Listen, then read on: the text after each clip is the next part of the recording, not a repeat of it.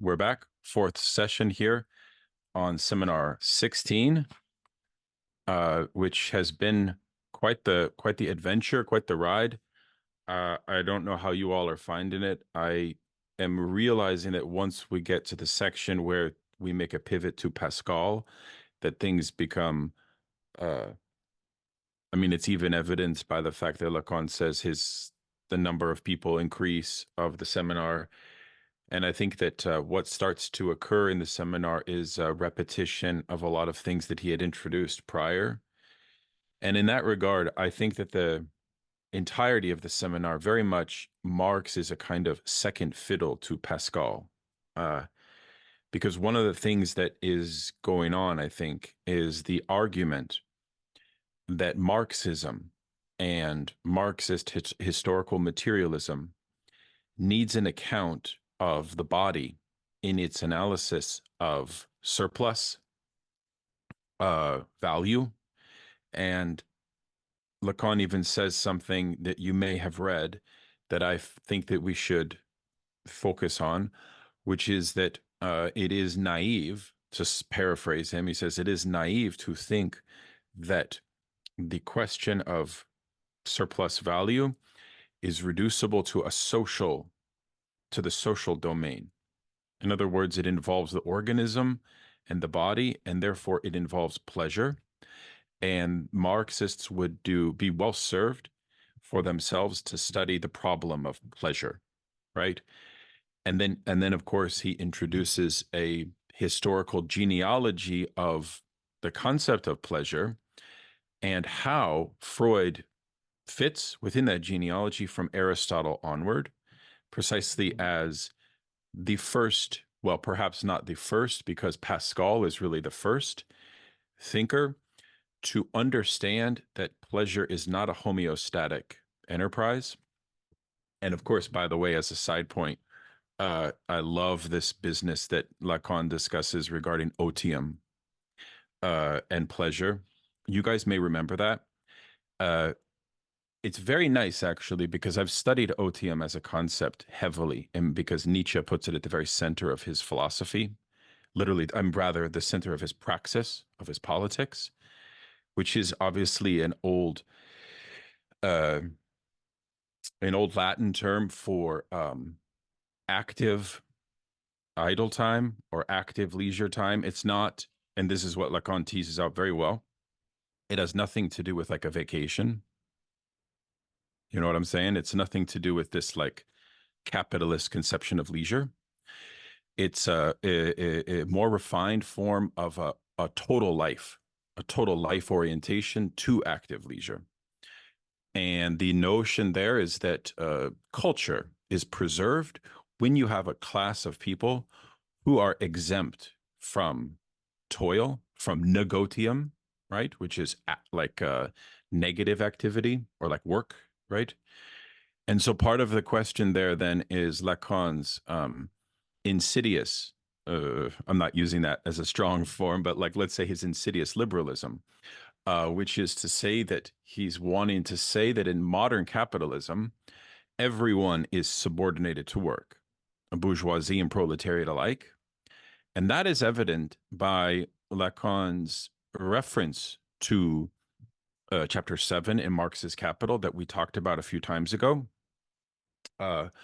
where you'll remember he makes the claim that the domination that occurs at the extraction of surplus value in the labor experience can turn on a dime precisely when the management subjectively associates itself with the worker.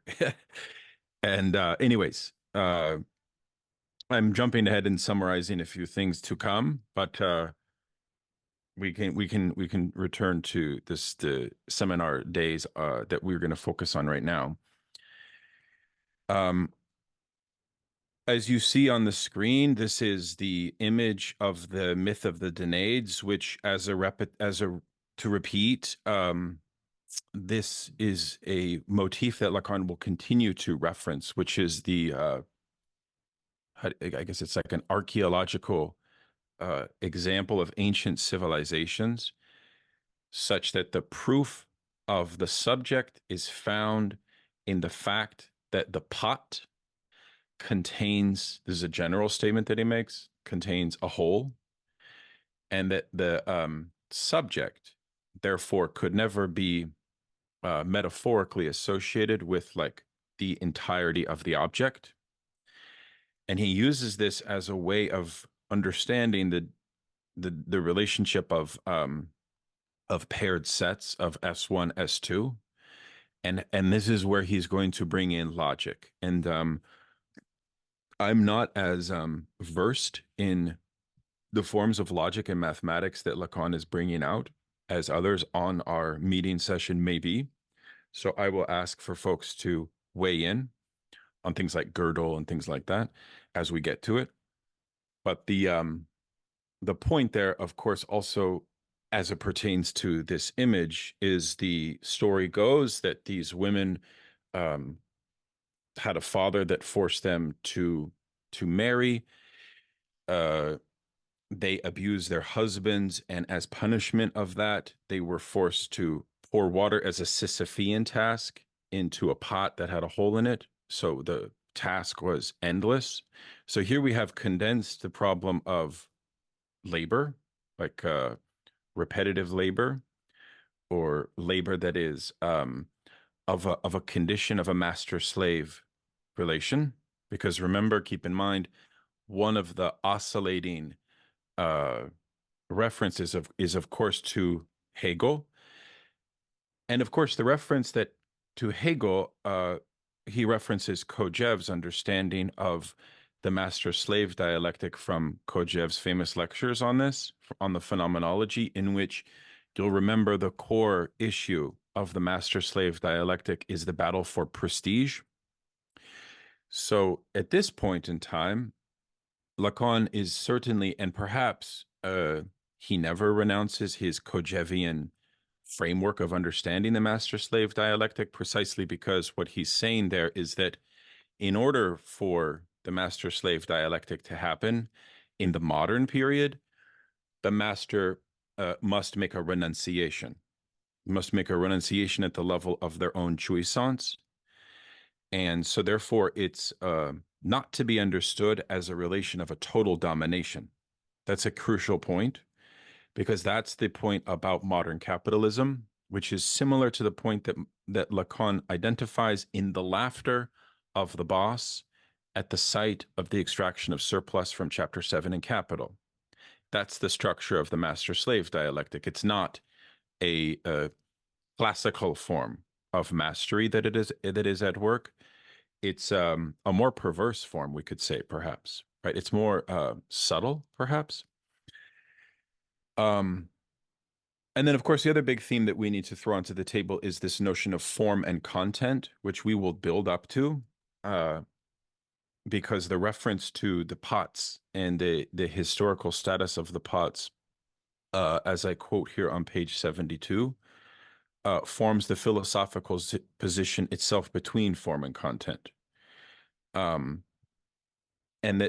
then, of course, the other metaphor here of the pot is, of course, the way that truth itself is bound up with the signifying chain, and to which the graph of desire is re-invoked again and again.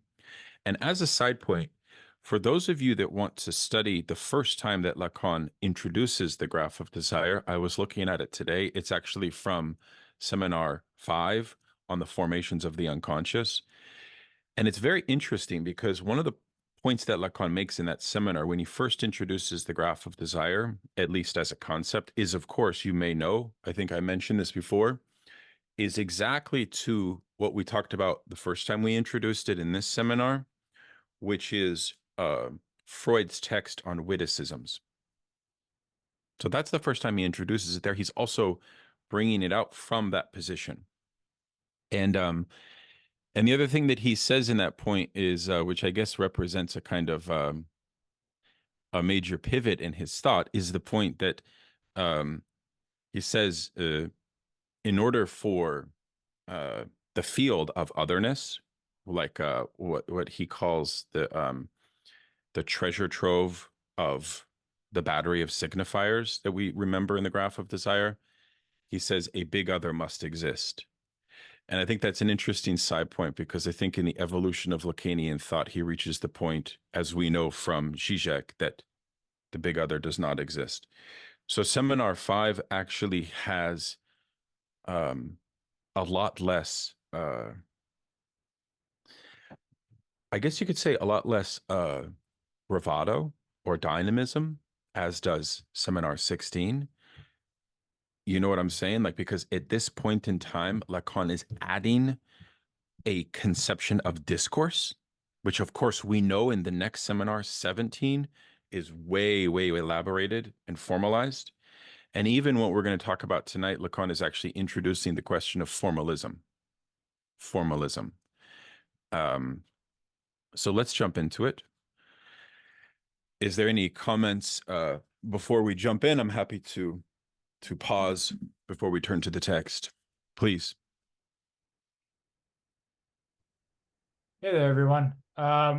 One thing I'm keeping in mind when I'm reading this is the relationship between the master and the slave as it moves into capitalism, is that we're seeing in under the traditional rubric of Hegel, right? The slave develops knowledge about their craft and they produce for the master. What capitalism is doing that Lacan is pointing us to is that capitalism begins to strip knowledge from the workers. Right. Capitalism turns our everyday working tasks into menial, trivial labor. Right. It's no longer this specialized craft. Everybody reduces themselves to just wage labor. And I think Lacan is constantly pushing us to think about that, where knowledge is no longer privileged by the working class. I don't know if anybody else is like catching on that or thinking about that as well. Yeah, thank you very much for that. That is essential. But I thought I might share the screen so we can actually read some passages together. So as a side point, I just received an email from Princeton University Press uh offering a free copy of the new forthcoming translation of Marx's Capital. And I guess that's a testament to the ongoing work that we've been doing. They offer it to us for free, and they're like requesting if I would interview the translators of it, which of course I'm happy to do. And I'm very excited to read the introduction by Wendy Brown. Uh, and it's going to be an interesting ride. It actually comes out in September, so perhaps we could organize something on it, even though some of us actually recently did a reading group on Capital. But I'm very excited that it's coming out. And that's something that we can look forward to. All right, so let us jump in here. This is a very interesting uh this is a fascinating section. Uh we're dealing with this kind of statement of the enunciation of God from the Old Testament. The God of Abraham, the God of Noah, the God of Jacob. And we remember that the four-folded cryptic piece of paper that Pascal folds and keeps in his breast, which is found after he dies, references four different positions of God. And Lacan will eventually tell us how this is why Pascal is to be known as the God of the philosophers. And I think it has something to do with the idea that Pascal understood in Nietzsche, right? That the position of the enunciation of gods and the way that that has historically mutated over time. So, okay, let us capture some passages here. Uh, in a little note that I wrote for you, Lacan says that God serves to exclude owing to what I will call the proscribing of his name. And this took on the form of a prohibition precisely where people best knew the function of the term God, namely among the Jews. So this is the notion of Yahweh, right? You know that for them there is an unpronounceable name. Well, this proscription serves precisely to exclude a certain number of references that are absolutely essential to maintaining the I in adequate light, enough light that it cannot be thrown to the dogs, in other words, to the professors. Because you see, that's the point, which is the I is the question that is in problem, or that is in sort of suspense regarding the existence of God, right? Um, Last time you heard me, if not saw me, refer almost in spite to myself to I by means of the God in question.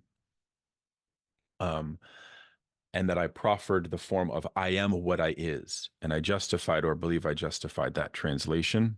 I told you that I myself was a bit overwhelmed when this enunciation slipped out. And then I said that Mount Sinai had emerged in spite of myself from the ground between my legs.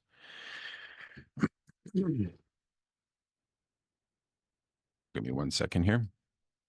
Can you imagine the effect it would have had if I had said that the burning bush had emerged from between my legs? We can clearly see here that a sentence gives itself orders retroactively. It is because I wanted to end the sentence with between my legs that I put Mount Sinai in the place of the burning bush. It is, after all, the consequences of the thing that we see on Mount Sinai. He who announced himself as I am what I is, at least that is the way I put it, merely enunciated the laws of I am speaking. Or remember, Lacan says, I, the truth, speak, right?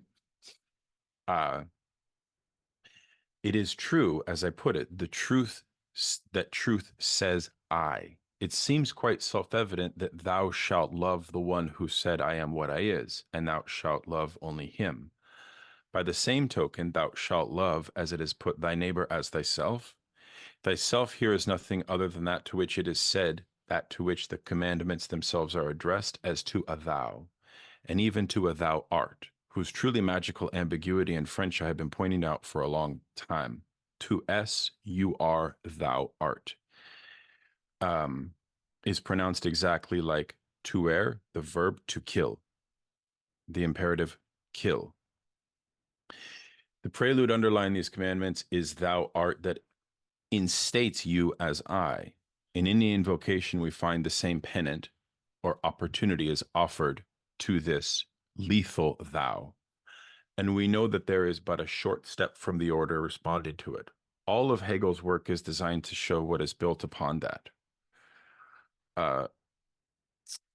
So we could take up the commandments one by one, the one about lying, about prohibition, about coveting thy neighbor's wife, his ox or donkey, which is always the one that kills you. It is hard to see what else we could covet, because that's precisely where desire is located.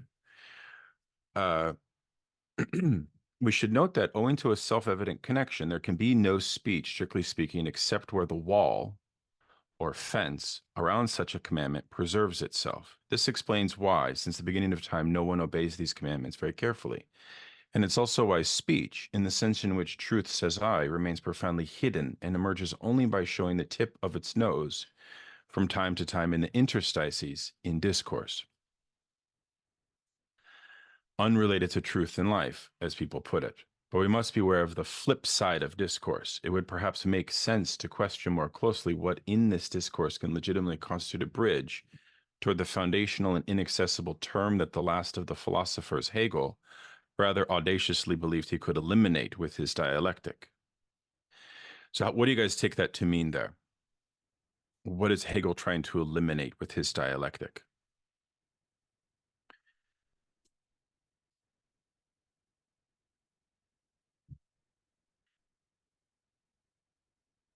Is that clear to folks?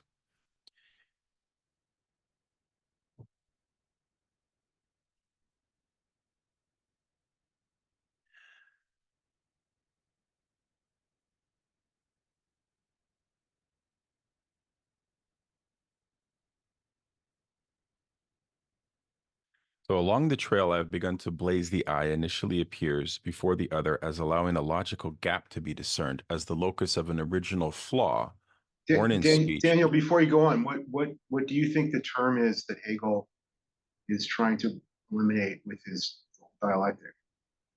Is it God? Is it thou? Is it I? Yeah. Well, I Is wonder, mysterious right? to me. Yeah, it is. It is a bit mysterious. I mean, I think that in a certain sense, it has to do with the fact that within what we saw last time, I don't know if you were here, was this notion of absolute knowledge, right? And the idea of what Lacan called the large capital A object, as the treasure trove of signifiers, Right. as basically the reservoir of signification within discourse, that that is actually a barred relation. And so, in a sense, what I would argue would be that Hegel would want to render the absolute, or the capital A, as consistent. The notion of absolute knowledge becoming imminent to social life, to the ethical community. That's my best guess at this point as to what So, Lacan means about this. It so, has to do with Hegel's notion of absolute knowledge, and that also would be why he's the last philosopher insofar as he solves this riddle of bringing the problem of absolute knowledge to the human community. so But what do you think? is Lacan identifying the big other, the here the with the unpronounceable God of the so G hyphen D, is that because, and is he saying Hegel's trying to that's the foundational inaccessible term that Hegel thinks he can eliminate Yeah, I by mean, bringing what is into by bringing into history, or by, I mean, I don't know if this is really what Hegel is trying to do, but I well, I mean, mean, the another formula, right, in Hegel is the conflation of subject with substance.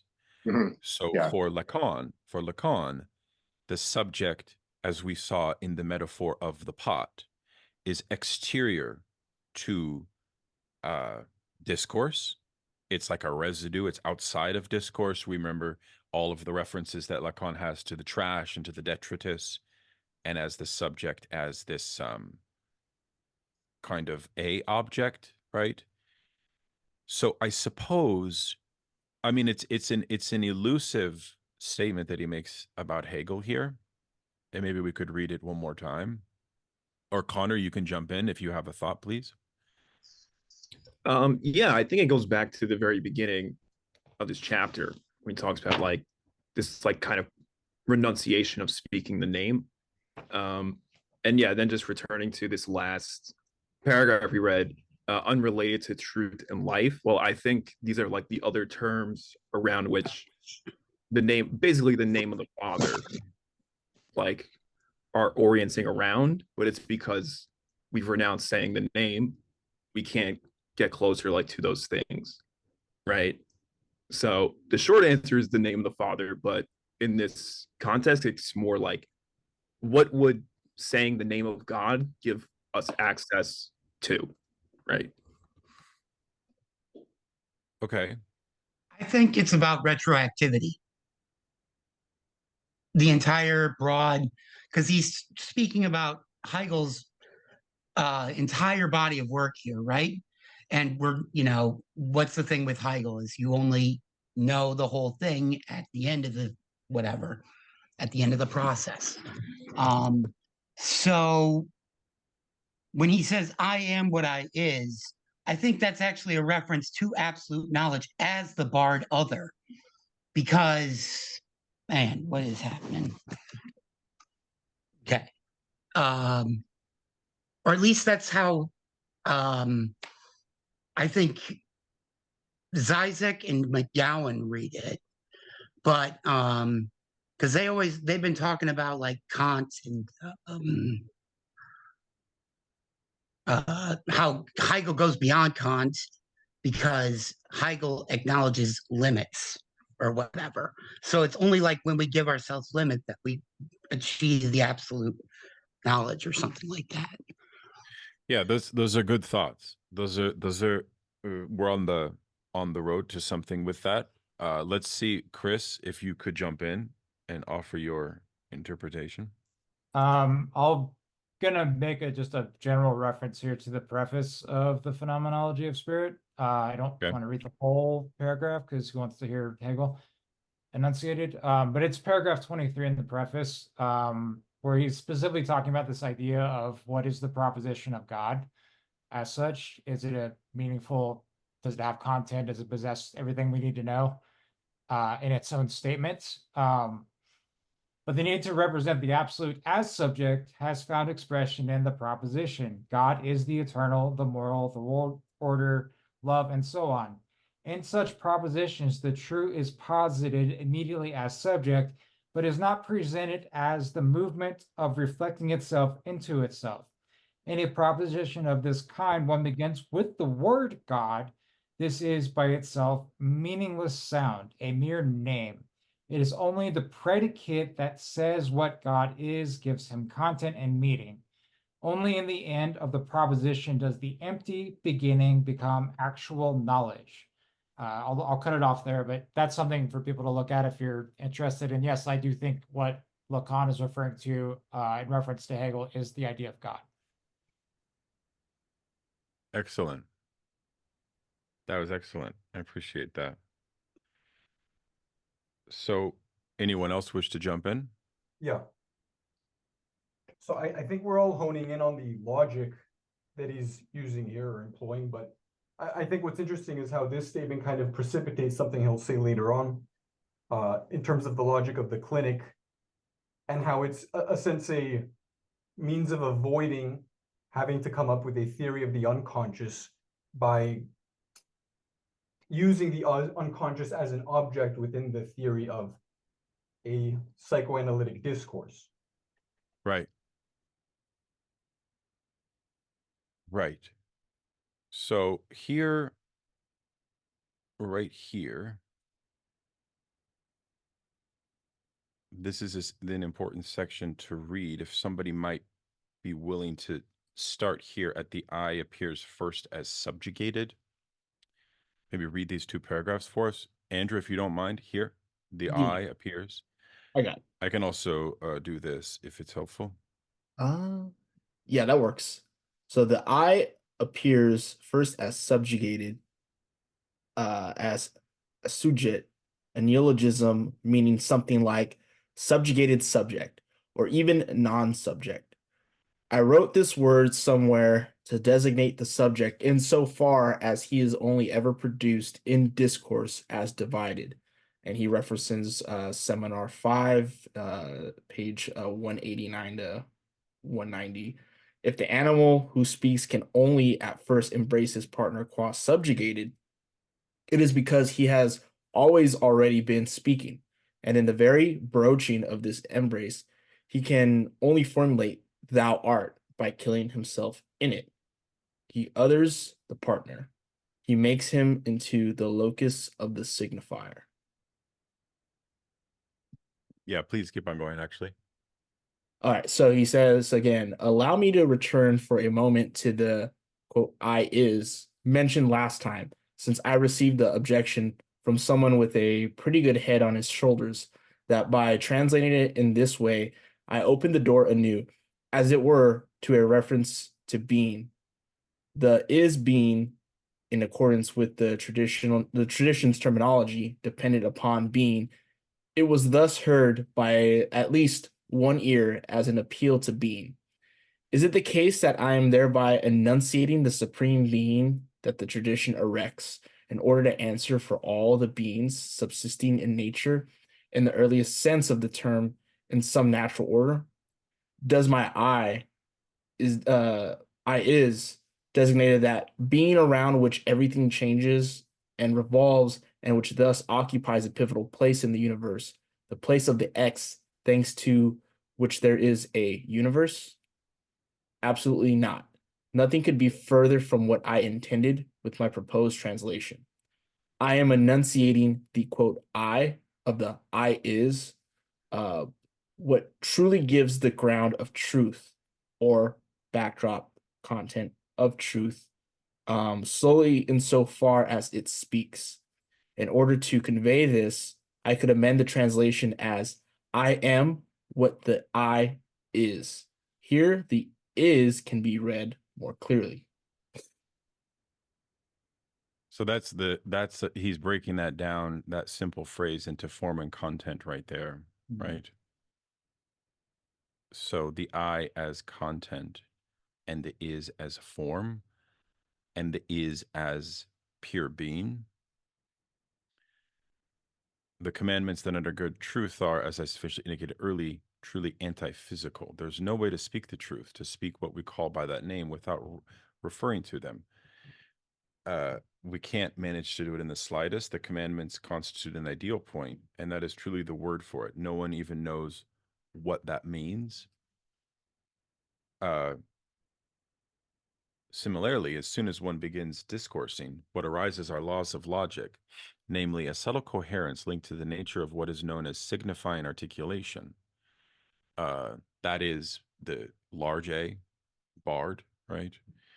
This is what makes it such that a discourse either holds up or it doesn't, owing to the structure of what is known as the sign, which is related to what is commonly known as the letter, as opposed to the spirit.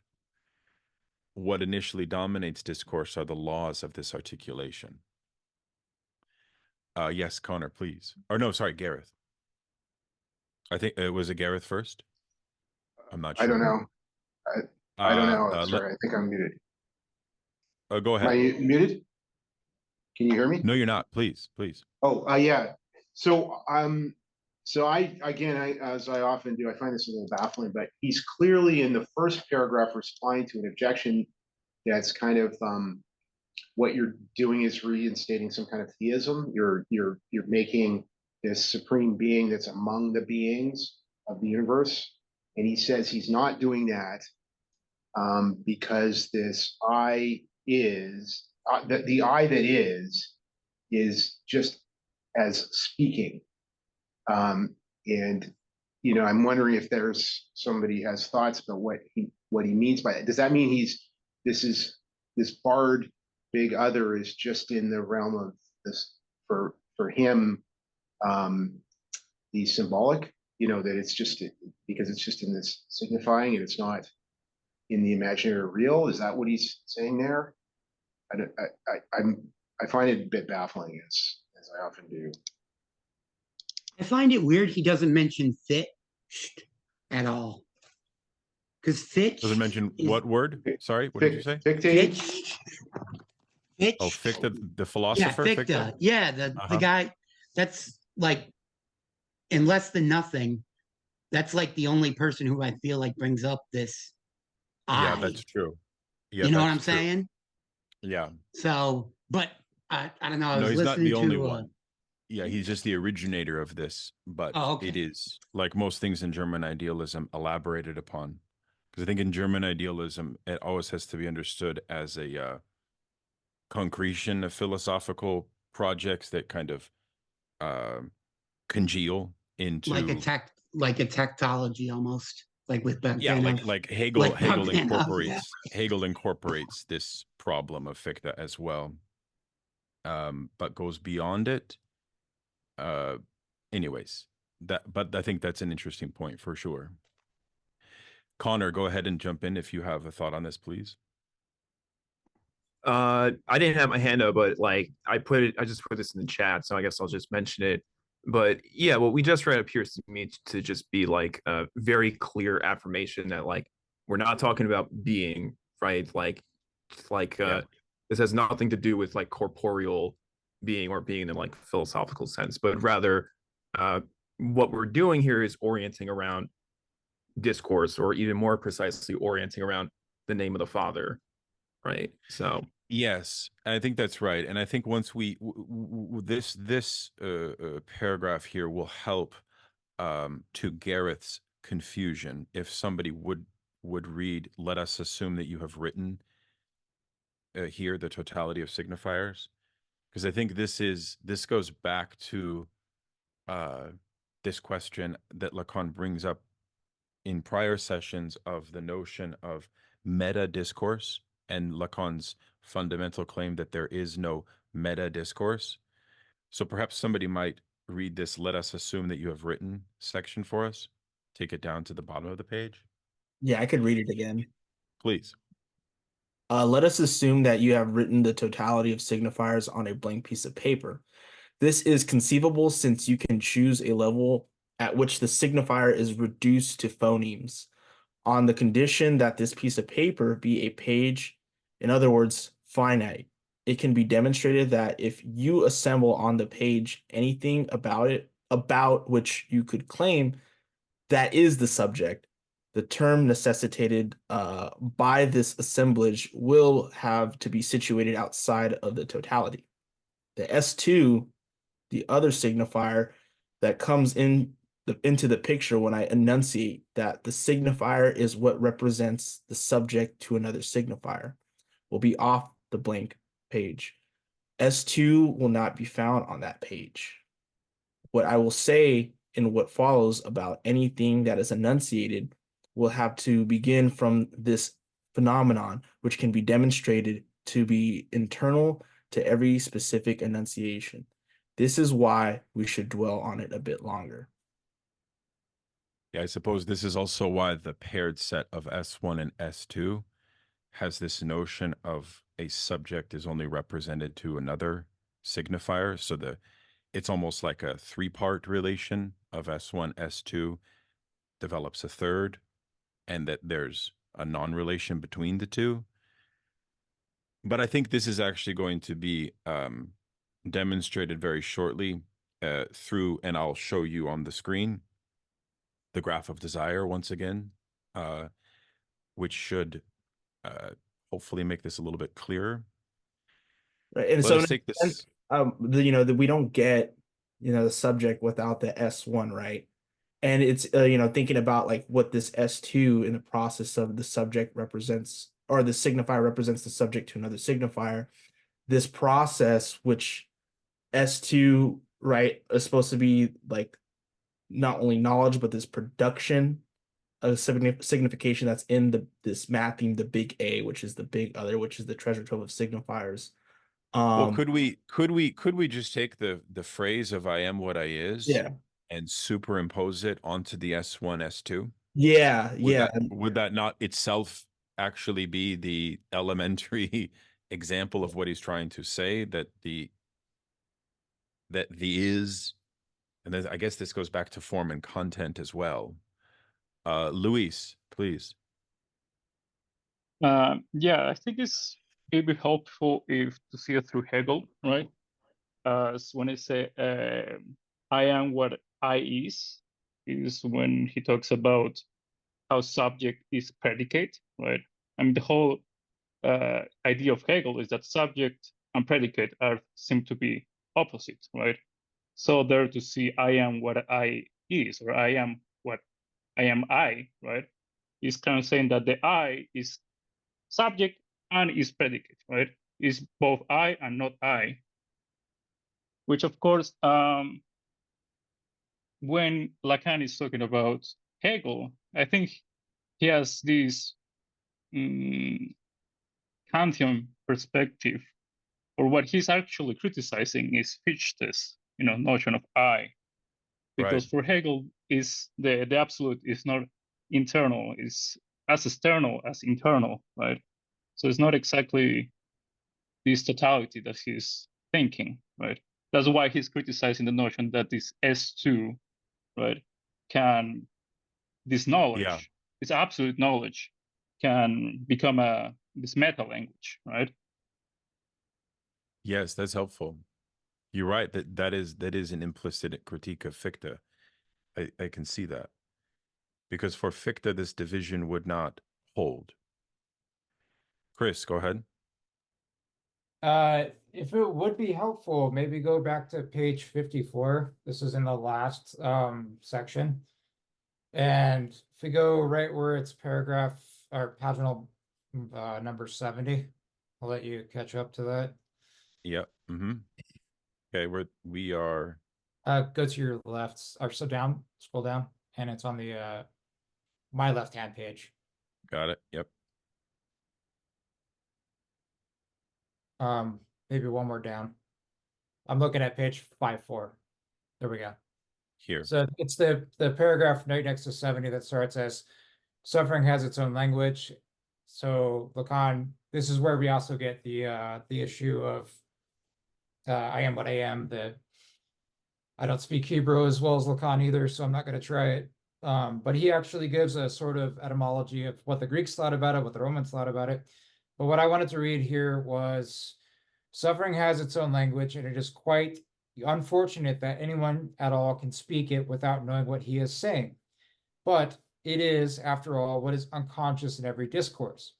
A true discourse is a discourse without speech, referencing his chalkboard writing at the beginning, as I wrote on the board the very first class this year.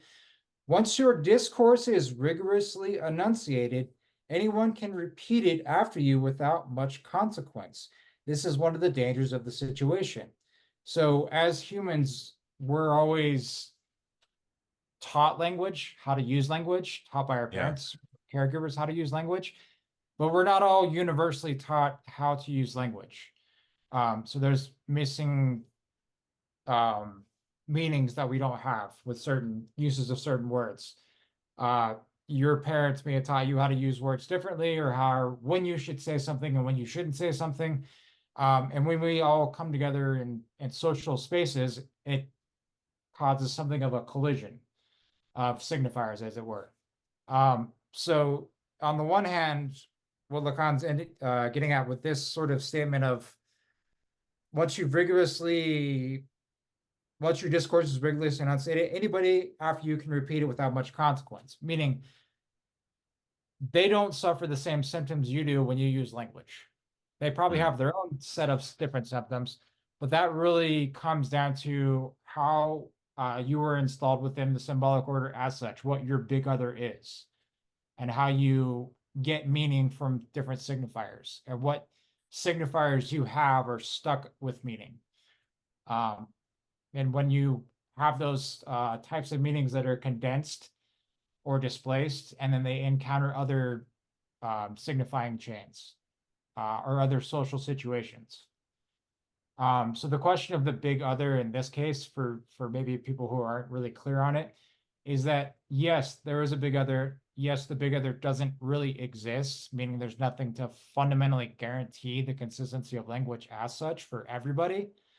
But at the same time, we still have a symbolic order. We still use language. We still demand things. We still get things when we demand things. But at a certain point, there's an absent center to language that doesn't account for everything. There is no absolute knowledge of language. There is no way to formally write down all signifiers as we read that passage a minute ago. And more importantly, there is no way to account for the subject in language through the subject of enunciation or through the subject of the statement. Yeah, it almost makes me wonder if God's enunciation is also subordinated to the unconscious.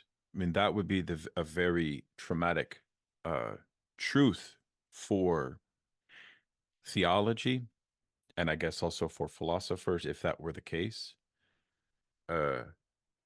If the speech of God was itself subordinated to the unconscious.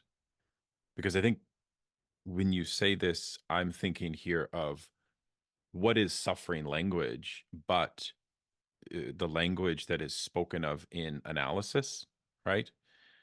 Not all language is suffering language, but the language that the analysand speaks is actually, it's an invitation to let that form of speech be heard. So I think it's obviously a fact that God also is, that Pascal perhaps even discovers something about the fact that God is, I don't know, that God's speech is also subordinated to the unconscious. I wonder if anyone has any thoughts on that.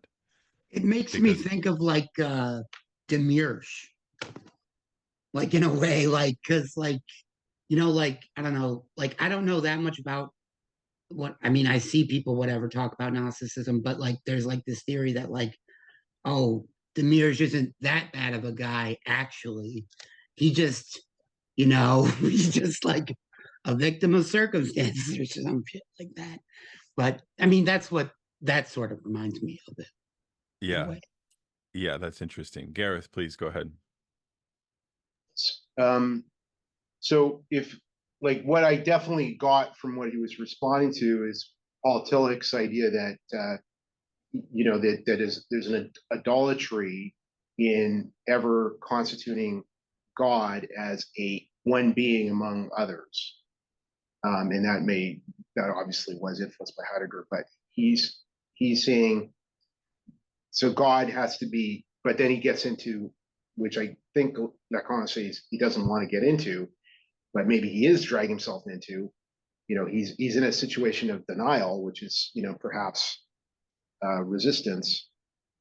He's saying, I'm not going to get into this philosophical question of being versus beings, but he's got this barred big other that you can't speak of. It's not just one signifier that can be written down, but that it seems like he is requiring this. You know, I mean, God doesn't exist, but you have am I misunderstanding it? Is he saying that nonetheless God speaks and you and is, even though God doesn't exist, and he's is he like everyone thinks of Lacan as an atheist, I think, but he's accusing Hegel of wanting to get rid of this this God that speaks, and you can't do that. Am I misunderstanding? Well, yeah, I mean, I think at one point he does say that the question of whether God exists, it's not a question of that's kind of like the false question to ask, precisely because it is already established. I guess like that God is. So the question of God's existence, I guess, I don't know. Like we have to, I have to get to that point again to remind myself exactly how that works. But Pascal comes into this picture in a very particular way. So I'm not sure about that actually. But perhaps as we progress, it will become more clear. Okay.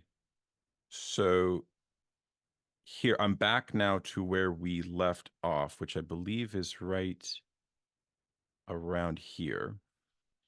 So he says, on the basis of its structure, the second stage, the possibility of thou, can be defined, which is going to reach us and appeal to something that will have to call itself I at the third stage. What will appear, what we are expecting, and what we know full well is that in every truth, the I is unpronounceable. This is why everyone knows to what degree it is troublesome, and that it is preferable, as the laws of speech itself remind us, to never say, I swear. So let us presume anything about the other. Let us not presume anything about the other. Let us leave it an open question, even if it is nothing but a blank page. It will already give us more than enough trouble. Let us assume that you've written the totality of signifiers on a blank piece of paper. That is conceivable, since you can choose a level at which the signifier is reduced to phonemes. On the condition that this piece of paper be a page, in other words, finite, it can be demonstrated that if you assemble on the page anything about which you could claim that is the subject, the term necessitated by this assemblage will have to be situated outside of the totality, or the S2. The other signifier that comes into the picture when I enunciate that the signifier is what represents the subject to another signifier will be off the blank page. What I will say in what follows about anything that is enunciated will have to begin from this phenomenon, which can be demonstrated to be internal to every specific enunciation. Let us take the simple enunciation of it is raining. It can only be fully appreciated if we dwell on what emerges from the fact that it is said there is some plus. This is the event brought about by discourse, or discursive event, by which the very person who says it posits himself as secondary. The event consists in something being said, undi, whose place is marked by it. But the grammatical subject is so difficult to clearly discern that we must proceed carefully. It can take on different morphologies in different languages, and it is not necessarily isolated. It is related to what I earlier called the hors champ, outside of the field, off the page, more or less individualized. As I just reminded you, that can also be reduced to a suffix, for example. The little t at the end can be found traipsing all about in French. Why does it show up in places where it has no business being, where it is not part of the conjugation? As for example, orntil, does it adorn or decorate? The grammatical subject is thus merely the place where something comes to be represented. So let us return to S1 insofar as it represents this something, and to S2. Last time we had to extract S2 from the others field since it couldn't be included there. The S2 that assembles S alpha, S beta, and S gamma. And we remember this from the last time, in which we claim to grasp the subject insofar as these S's satisfy a certain function, R, defined in the others field by X is not an element of X. So we can get all into this section, but it might be more helpful to actually take a look at figure 5.1, knowledge outside of the others field, to make sure that we grasp this. So at the bottom point, he's beginning with the subject, with the I, relating to the thou, producing an S2. And then this field of A would be the page of all the totality of signifiers, which is like enclosed. And so this is okay. So I'm actually less clear about why the relationship here of S2 to this battery of signifiers. Could somebody jump in and help us with this? So S2 in this sense also stands for the large A, right? I think this makes sense. But he's also talking about it at such an elementary level that I'm having a hard time fully keeping up with it. Because he's talking about it as like a law which applies to any form of enunciation. In that sense, it's so elementary that I'm kind of losing my grasp on it. Yeah, I feel like it's almost like the entire world almost. It's like Yeah, I know, it very feels like it. it's super like anything that we can grasp or feel or whatever. Yeah. Well, no. It actually helps when we turn to this section here on how it relates to the Aristotelian categories of the all and the sum. I was confused about S2 as well, because I understood A as being all representing all the signifiers, including itself, which is impossible, right? Because of Russell's paradox. But now he's got A as a circle around S, A, S beta, etc. And then S2 is something else. So, and that's S2 is what can't be, even if you wrote down all the things that could possibly be said in the language, you still wouldn't get S2. It's off the page. So is it some kind of represented that does not itself represent, or some sort of, or what is S2? Well, Could he this says be the other?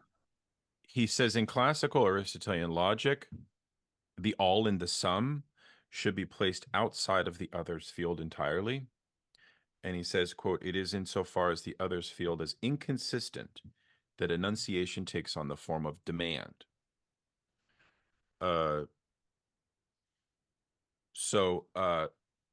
This is, let's read some of this to sort of get our heads around it. Rather than say all men are good or all men are bad, it doesn't matter which. Wouldn't the proper formulation be to state that men, or whatever else, whatever you can adorn with a letter in logic, are all good or are some good?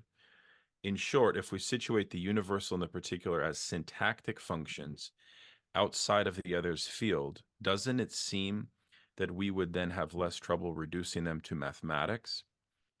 Because that's actually what he's driving at here, is this question of a field that emerges in mathematics that is known as inconsistent or as unprovable.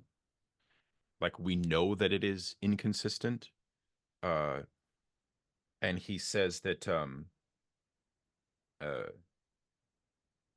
yeah, well, this is actually something that is not like is quantum not known mechanics. in classical Aristotelian logic. It's not known.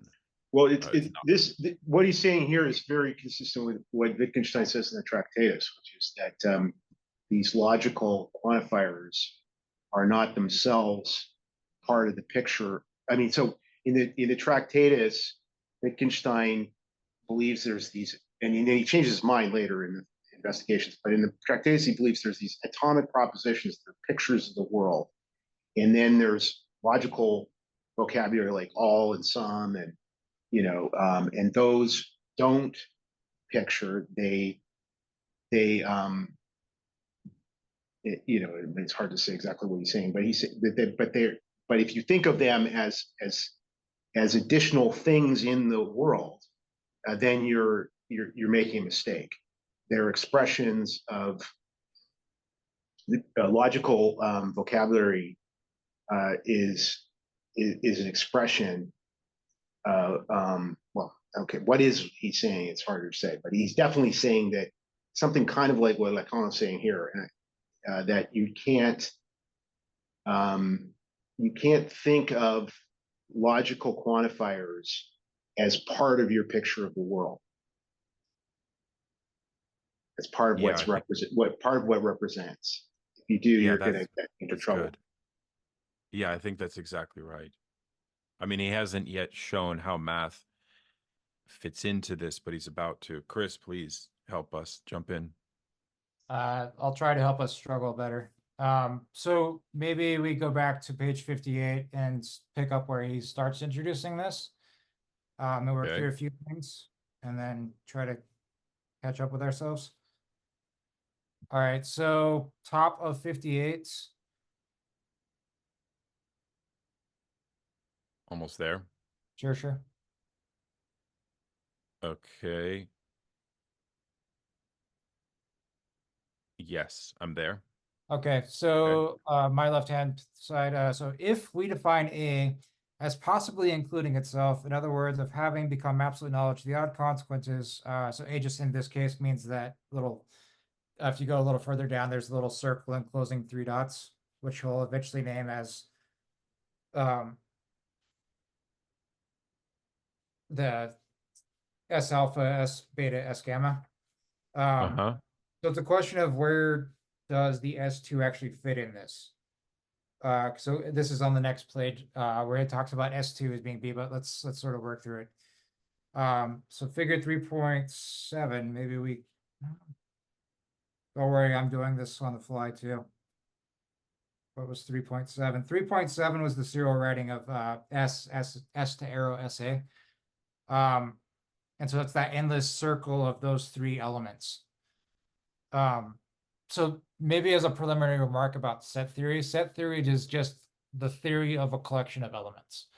Right. It's presented axiomatically, meaning you make certain decisions about the rules of how you're going to think about sets.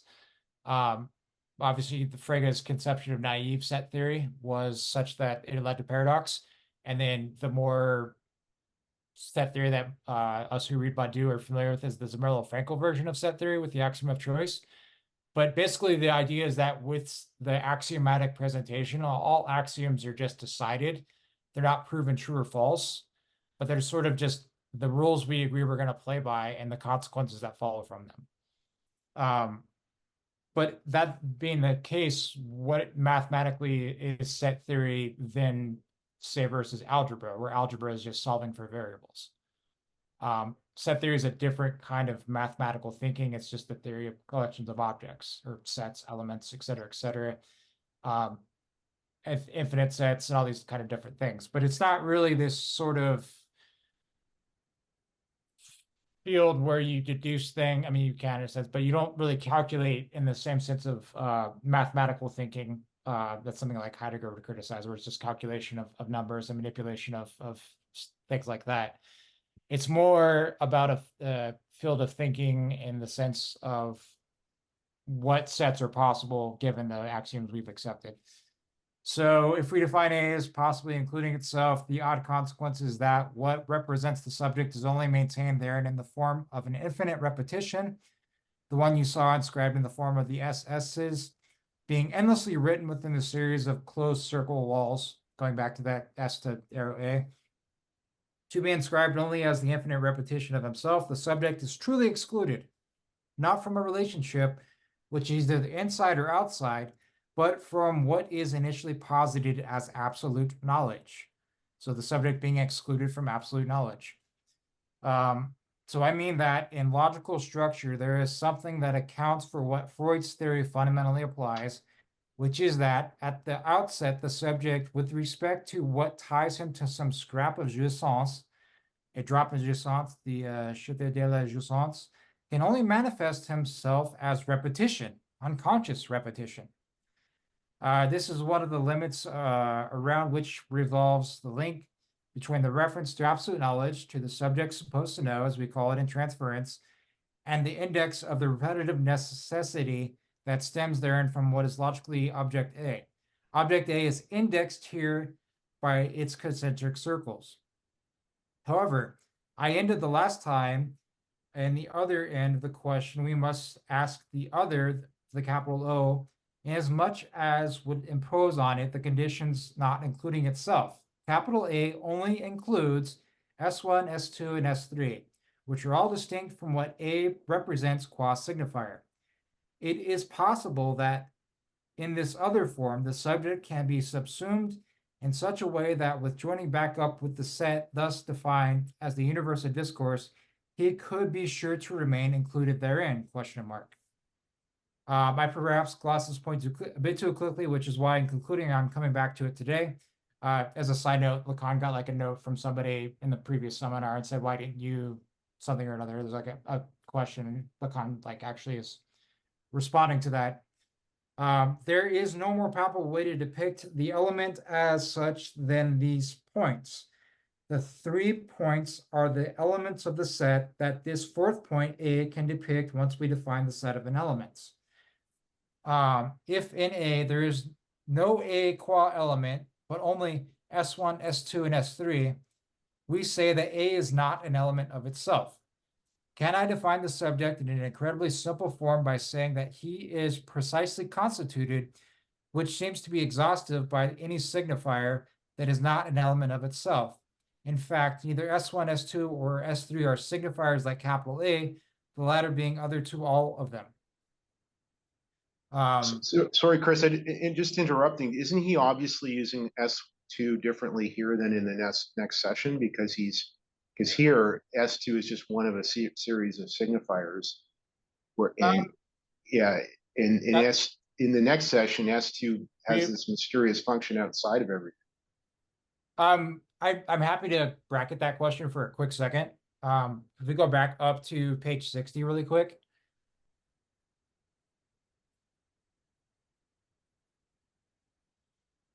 Okay, so this graph here on the two side by side.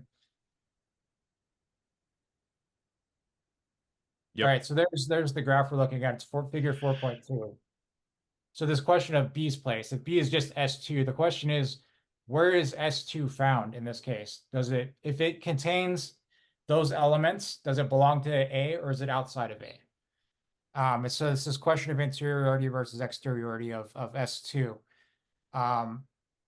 So how are we going to translate this exteriority?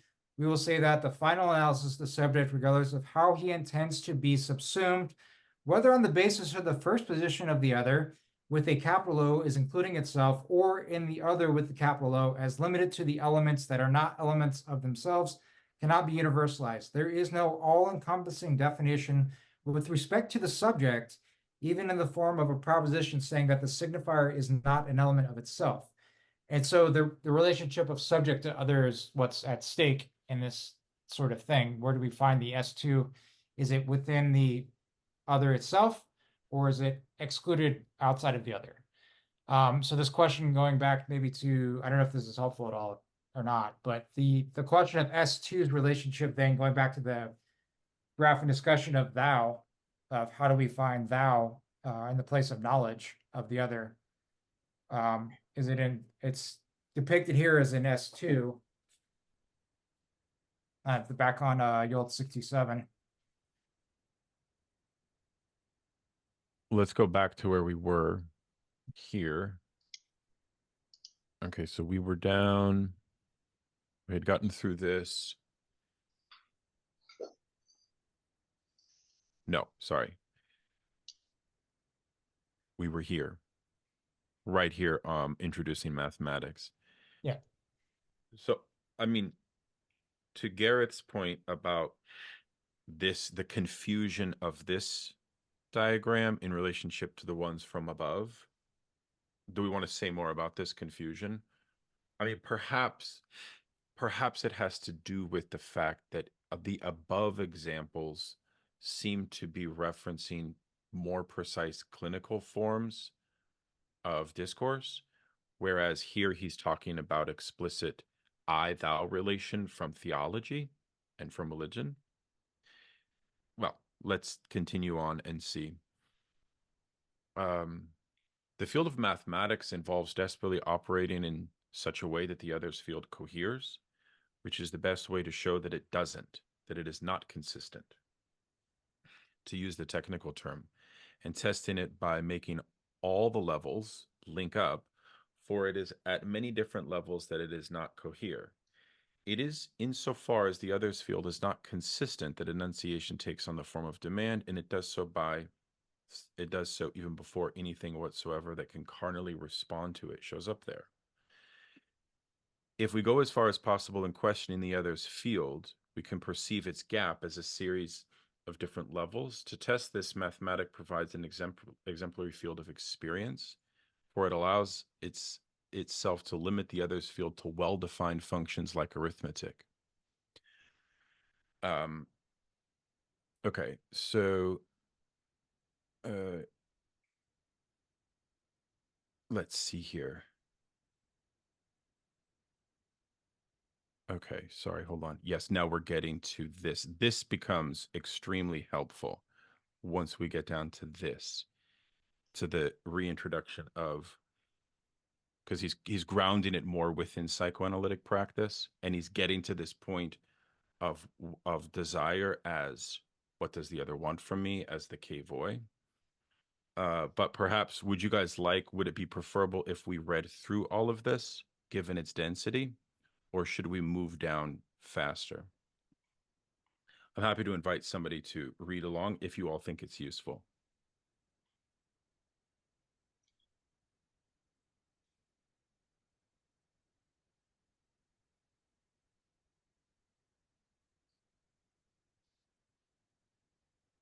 Connor, would you be willing to perhaps help us by reading some of this for us? Yeah, of course. Where should I start? How about you pick it up from right here, broaching the other's field from outside of logic? Okay. Broaching the other's field from outside of logic, nothing has ever stopped us, it seems, from creating a signifier with which to connote what is lacking in signifying articulation itself.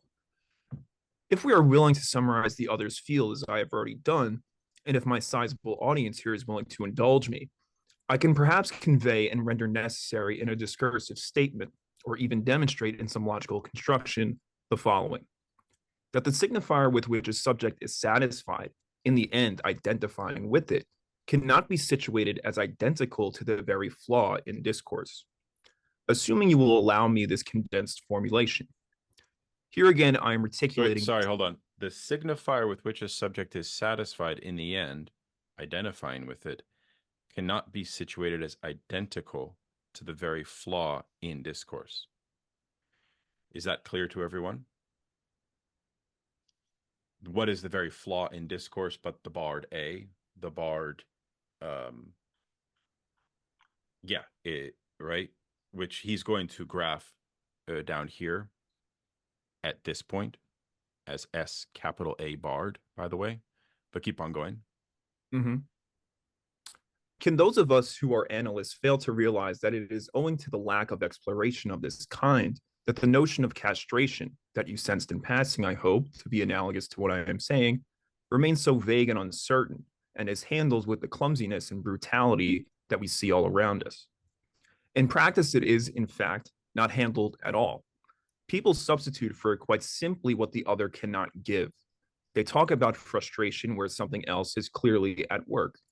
They occasionally broach it by the pathway of deprivation, but as you can see, deprivation is part and parcel of the flaw inherent in the subject that we must broach. Before moving on today from what I'm merely tracing the outlines of, without even being able to foresee what I will manage to get you to bear by the end of the year, I will give a brief indication to those of you who already have some knowledge of certain theorems that are enunciated in the field of logic. S2 clearly serves its function when, from outside of a certain arithmetical system, a well-defined capital A, it counts everything that can be turned into theorems within the system. Otherwise stated, a genius by the name of Gödel realized that, quote unquote, it counts must be taken literally. If we give what is known as a Gödel number to each of the theorems that can be situated in a certain field, something can be broached that had never before been formulated concerning the functions I was able merely to mention earlier: completeness and decidability.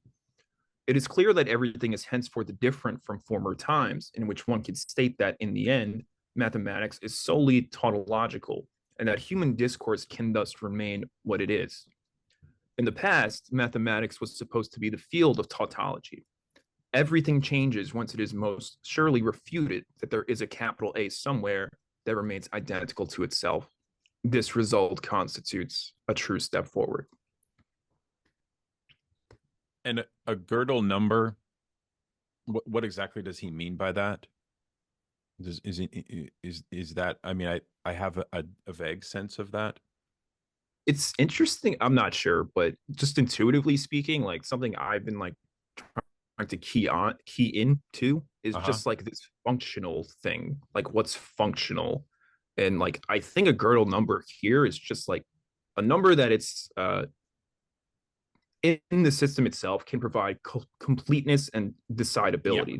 Yeah. That was my assumption too. But Gareth, I think, knows. Please.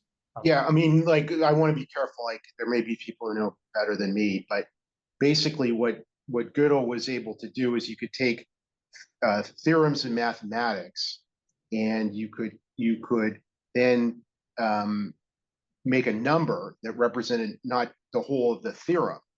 And then the question ultimately was, could you create another way of putting this? It's very similar to the Turing question of, could you have a formula for determining whether this theorem was provable within your language? And the answer is no, you can't, because there would always be some things that are true that could never be proven, no matter how many axioms you had. And you could always add one of those and make it another axiom, but you would never have a system that was both consistent and complete, in the sense that you could prove everything that was true, and it would also be, it wouldn't result in being able to prove everything altogether, like including contradictions. It's impossible to have what Gödel proved, and the Gödel number was just the way he did that. He established that you could always correlate a theorem to a number, and then the question would be: does this number represent a provable theorem? That itself would have to be something that you could represent within the language. So it's quite connected to Lacan's point about there's no such thing as meta language, because you can if you ever had a language that could represent itself perfectly, it would be self-contradictory. It would fall apart. And the Gödel theorem is another example of that. But the Gödel number is just the way of taking a theorem in mathematics and representing it as a number. Okay. That's helpful. So then from that, Lacan then says this is the origin of demand in psychoanalytic practice, right? Where he says, to those who are confronted in psychoanalytic practice, what seems to be a transcendent aporia. So what is transcendent aporia? Well, it's the capital A as transcendent, as inconsistent.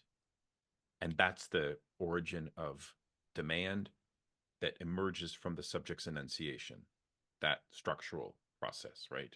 Because whatever you're asking for, it could never actually be delivered. Yeah, I mean, inherently. and it's also premised on that prior subjective division of S1 and S2, so you're already alienated from the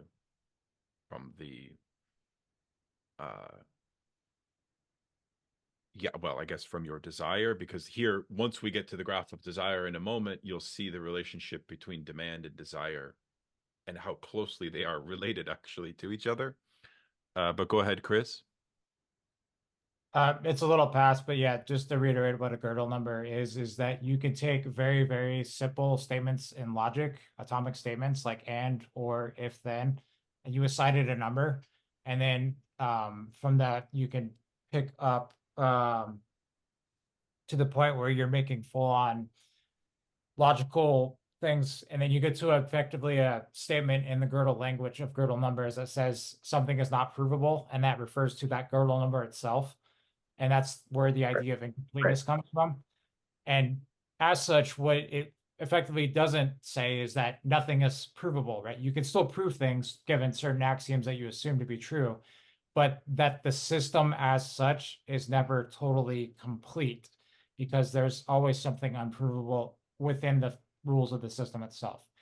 And as such, the big other, going back to this question of being barred, having a hole in it, knowledge is being incomplete. That's sort of where Lacan is sort of doing this sort of like isometric analysis of the other in comparison to what we typically think of mathematics as being this rigid foundation that can prove everything. Yeah.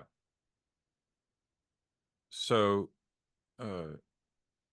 as the facilitator here, it's probably helpful that I am confused because that would hopefully allow you to feel at ease with your own confusion.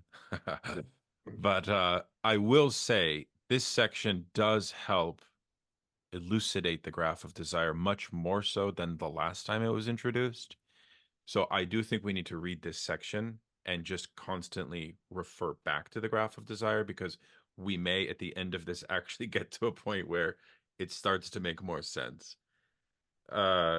Would somebody be willing to, read here starting with every statement? And then if anybody has a point about how to relate it to the graph, they can jump in by raising your hand and I'll call on you. But if anyone would be willing to do that, I think it would be helpful for us to go through this carefully. Feel free.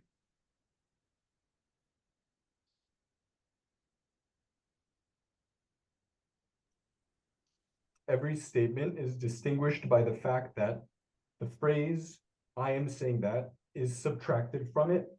The form in which the I, which is the I of grammar, is limited is thus spared all essential risk and subtracted from enunciation, thereby reducing enunciation to the enunciated. On the contrary, the phrase, I am saying that, is not subtracted from fantasy, and this leaves intact the fact that any enunciation whatsoever turns into a demand, owing solely to the other's structure. The question is twofold at this level. One, it asks the other what he is missing. I wonder what you desire. And two, it's double, which is the exact question I am pointing to today, namely, I am asking you, not what I am, but rather, and this goes much further, what I is. Shall I continue? I see. Thank you. Yep. Okay. So we all can see where the I is located, but we have to continue reading this section and then kind of come back because he describes the precise position of the I. And at this point, it's not exactly clear. But what is clear is, in a practical sense, you see it's a much different demand to ask what I is. And the fact that incidentally, this is the sort of question that the Old Testament, I guess, bequeaths to us is very interesting. I mean, it's probably not a question that people ask in psychoanalysis. It's a very strange way to phrase it, right? Okay.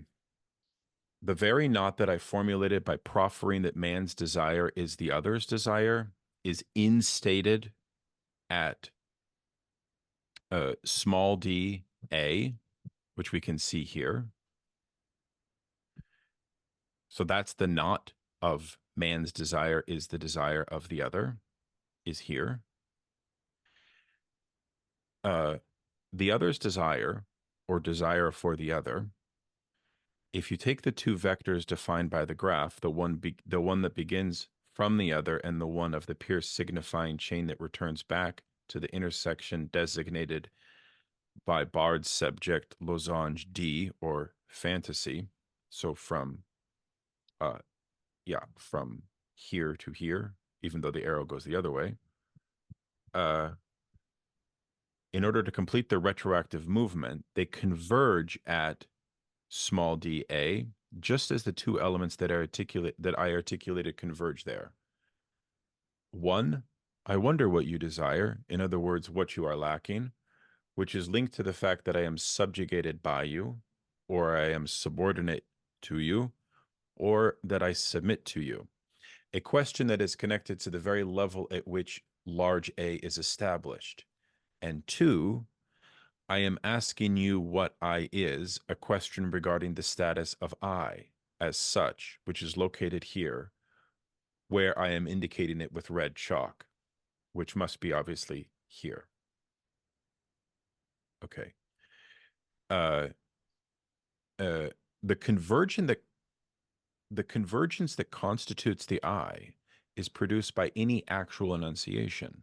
If enunciating whatever comes to mind, which is the fundamental rule of psychoanalysis, turns into a demand, it is because it is, by its very function of enunciating being, a demand or question concerning thou and I.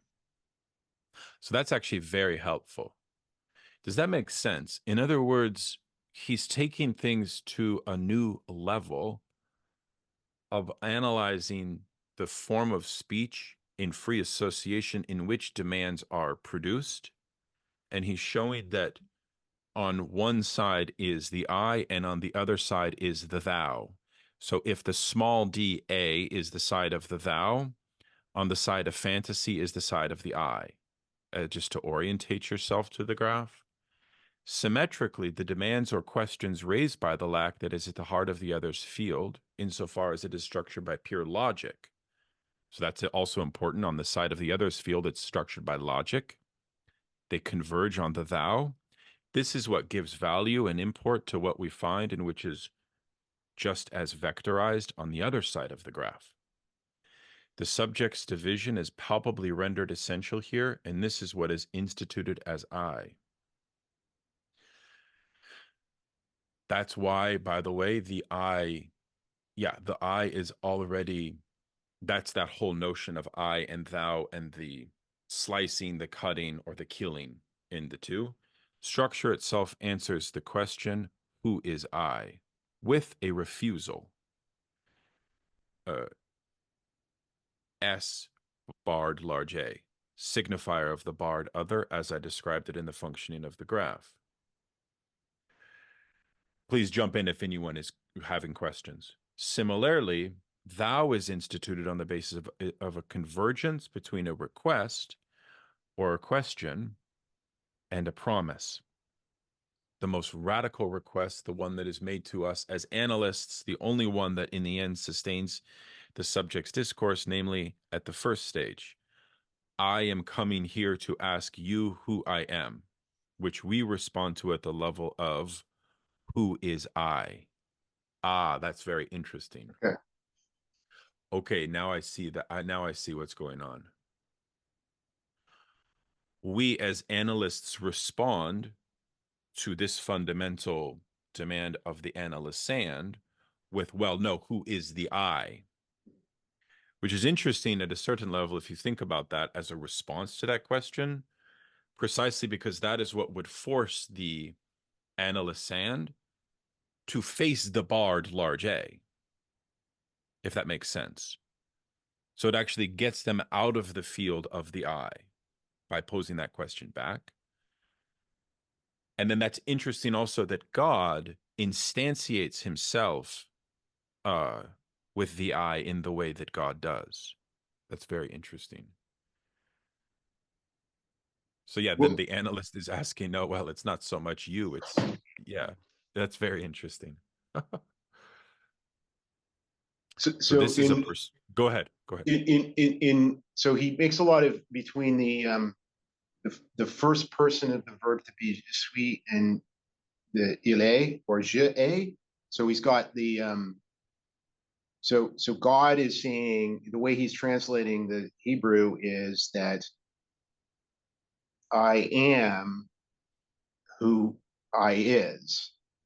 And now he's got this sort of psychoanalytic situation where you go from the analyst end is asking who am I, and Right. the analyst is responding, who is the I, or who is the ego, in a way that got translated into English, right? Because of questionable decisions that were made about how would you change ik to in English, but so we've got because before I and now was, God was the je, and he's saying thou shalt not, that's the humans, the two, who are the two, the thou.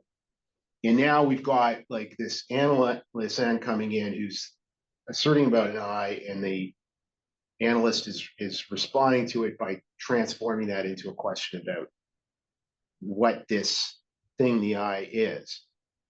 Yeah, let's keep on going and see where he takes this here. A perspective supplied here by logical necessity. So why is that supplied by logical necessity? Where are you? Sorry, I am right here. I'll start over. Okay. Structure itself answers the question, who is I? With a refusal. Subject barde, or no, so signifier barde, signifier of the barred other, as I inscribed it in the function of the graph, which we can see at the top there by refusal. Similarly, thou is instituted on the basis of a convergence between a request and a promise. The most radical request, the one that is made to us as analysts, the only one that in the end sustains the subject's discourse, namely at the first stage, I am coming here to ask you who I am, to which we respond at the level of who is I, a perspective supplied here by logical necessity. And I am referring the promise, the hope to assemble this I at S2, which I designated in the transference with the term subject supposed to know. It is the not or first conjunction S1 linked to S2 that grounds knowledge in the ordered pair. I is palpable only between two diverging poles, signifier barred large A, which I articulate here as the no or refusal that gives form to the lack of response, and small s large A, the other signified, or what is signified to the other.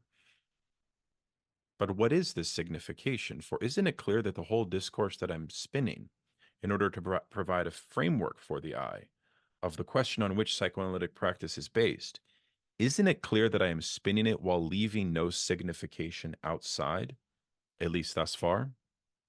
Sorry, 1 second, Luis.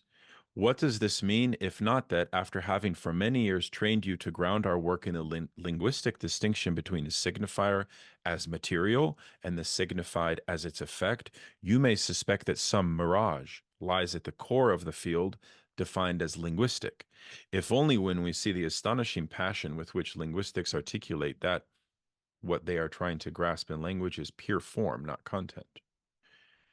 Go ahead, Luis. So I'm recently reading Seminar 3 about psychosis, and there is this relation, Lacan is describing how when there is this phenomenon of hearing voices, right? And how nonetheless there is this notion that meaning of who you are is imaginary, right?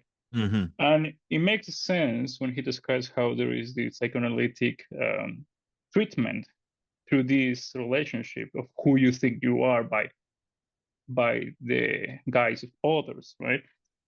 But I wonder what is the effects for therapy in this question, who is I, right? Is this any relevant to psychoanalysis as a practice, or are we moving to philosophy, right? Because of course, after this seminar, he moves to, the discourses and, something else. But my question is whether there is a need for maintaining these, subject supposed to know as the analyst, who will somehow link all the signifiers to describe you, who you are, who you think, who you don't know who you are, finding this misrecognition, right? My question is, how this question of who is I is moving away from psychoanalysis and more to philosophy. Yeah, I can see what you mean, because one could assume that based on this presentation, the position of the analyst as subject supposed to know would be inserting itself somehow as a possible interlocutor with absolute knowledge or something, right? Or as the analyst as philosopher, right? Which I think is actually anathema to what Lacan means by subject supposed to know for the position of the analyst, precisely because the analyst is always trying to dethrone their own supremacy on knowledge, right? I think also because the analyst, upon doing that, though, I think it does require a hook. So there does need to be a hook of subjects supposed to know, of the transference. But once the transference begins, then it's a question of method, of how to handle the transference from that point onward. At which point, it's not about the analyst becoming a philosopher for the analysand. Although it would be interesting, though, to analyze that vis-a-vis this new, you saw this thing in the New Yorker of the philosopher therapist movement. It's very interesting. I'm asking this because there is this counter demand. You say, who am I? You ask the therapist, and the therapist asks you, who is I? Right? Like in the common sense that you have a sleep, and what do you mean by that? Right? The analyst will ask you. In this case, he will ask you, who is I? Right? It's a way harder demand that will demand you to become a philosopher, right? Who is I? Like, yeah, not even the German idealist will be able to answer that easily, right? Yeah, it's not well, exactly. But if the I is foundational to fantasy, to signifier barred A, right? Is it not also just saying, well, what is your fantasy? Right? That's a because he's different not, question, I think. Yeah. Go ahead, Chris. I think the discussion is good, and one of the things to maybe reiterate and double down on is the idea that the analyst does occupy a place of knowledge, but occupies it in such a way that it is they're supposed to know things. You go to an analyst and you ask them questions, they're supposed to be able to give you a response, give you some sort of insight to what happened. But the real question is, what does the analyst know? And as long as they can maintain that position, that place of knowledge, and you pose all your questions to them and they go, and they let you keep speaking, you're the one who's actually doing the work of developing the knowledge. You are being mined for knowledge in that sense. That the analyst is able to support you as a speaker by occupying that place of knowledge. And that's sort of the magic sleight of hand that I see as working as how analysis works. Yeah, totally. Yeah. Did you want to say? Go ahead. Please. Oh no, I was again, just going to say, if you just pose that question back of who is the I in the way that Lacan is advocating, part of the objective of the analyst is to keep speech moving, to keep speech moving. So to continue this vectorization, right? To continue this process. Right. And so one of the interesting sort of tactics that Lacan uses is the short session, where he obviously would just cut off a session 5 minutes in. And the reason he does that is you get certain obsessive neurotics who plan out their session. You think of everything they're going to say. They're going to tell them about what happened yesterday, what the dream they had.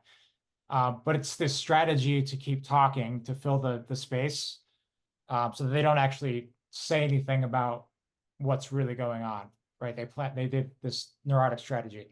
So Lacan would just cut off the session, right? Or alternatively, the sort of Scansian method of ending the session on a question, where the analysand will ask a particular question at the analyst, and the analyst will then just end the session on that question to get them to generate, well, what is this question, right? And it keeps them thinking, and then they come back and they talk about the question more.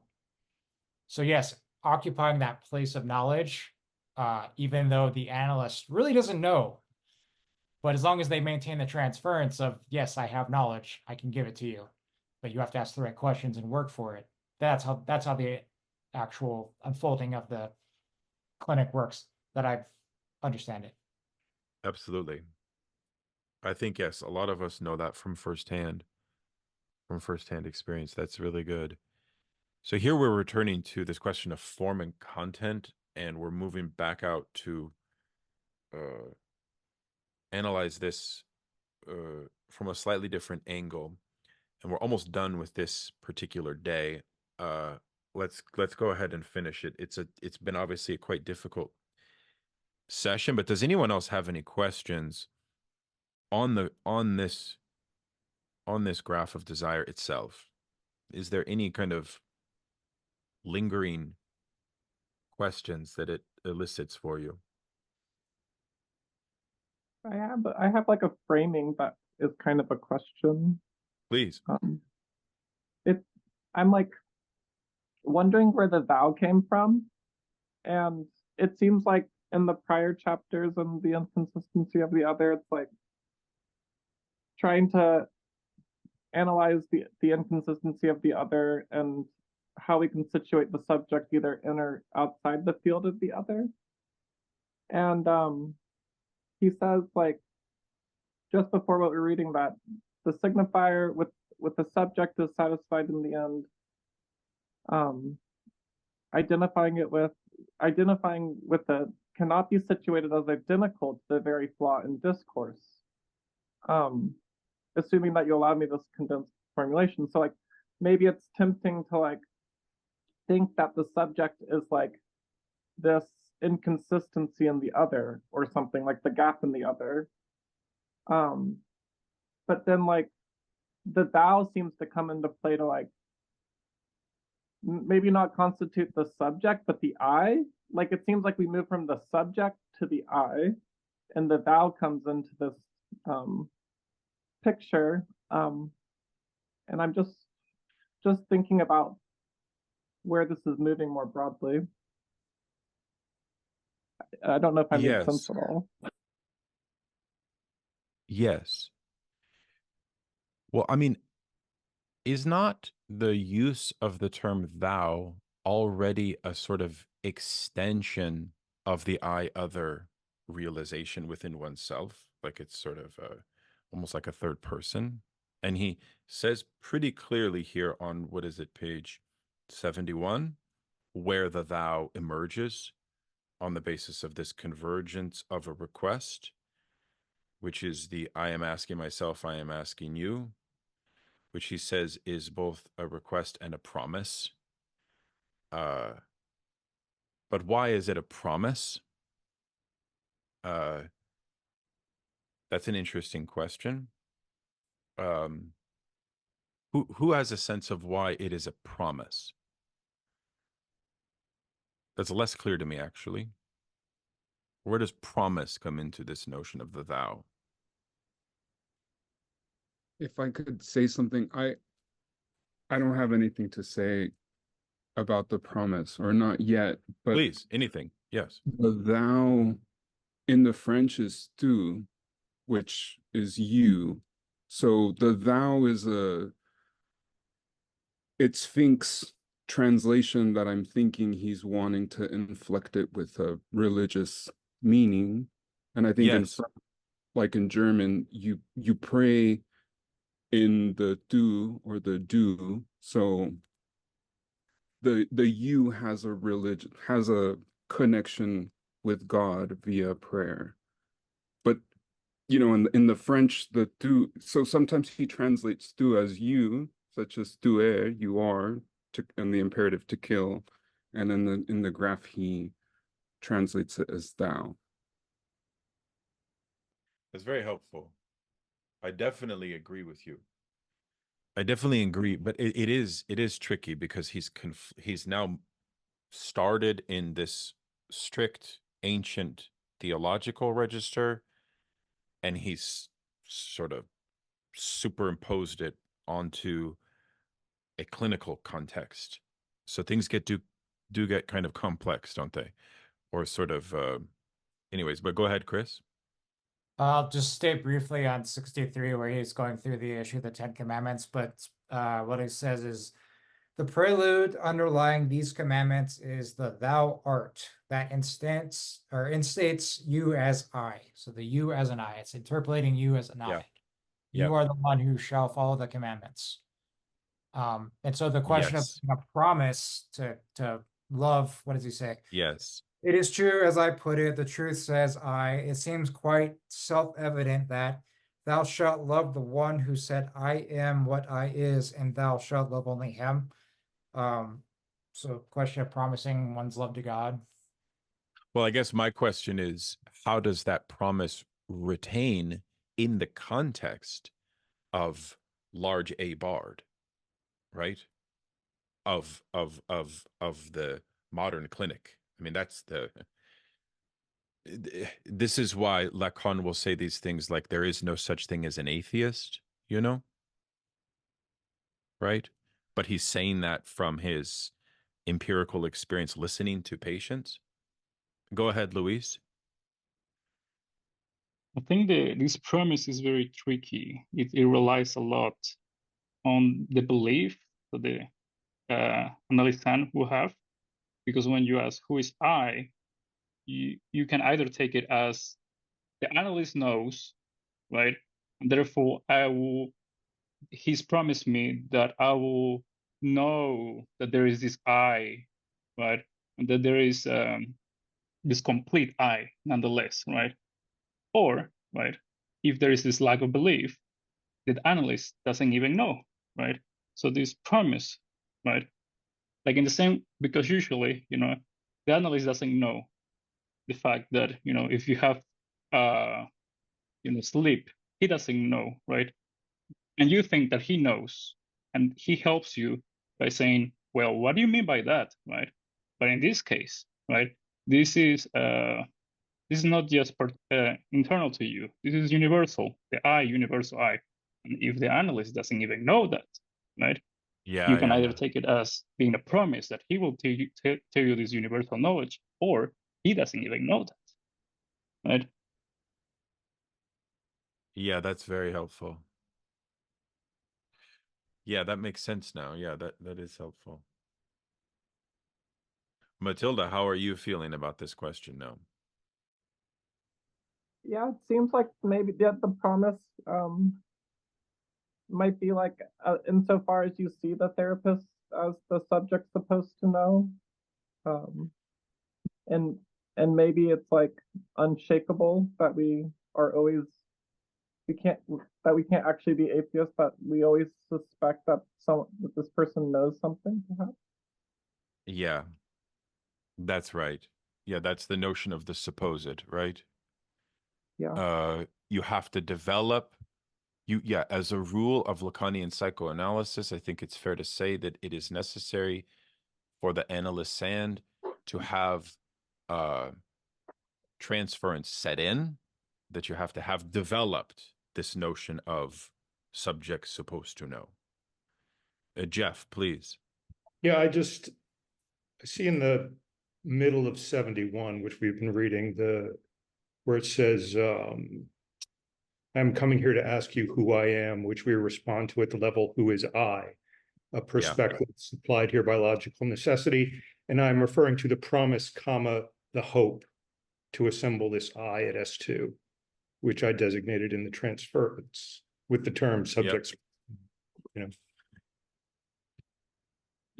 Yeah, that's an interesting point, which is Lacan's not advocating like a kind of fragmentation of the subject, is another way to put that ultimately, that it's like, even though the S2 is not immediately a tautology, it's not like ficta is wrong in some sense, but still nonetheless we can form a, well, maybe the notion of Lacan would use of a quilting point between S1 and S2 could be formed, even though there's no guarantee of it, perhaps.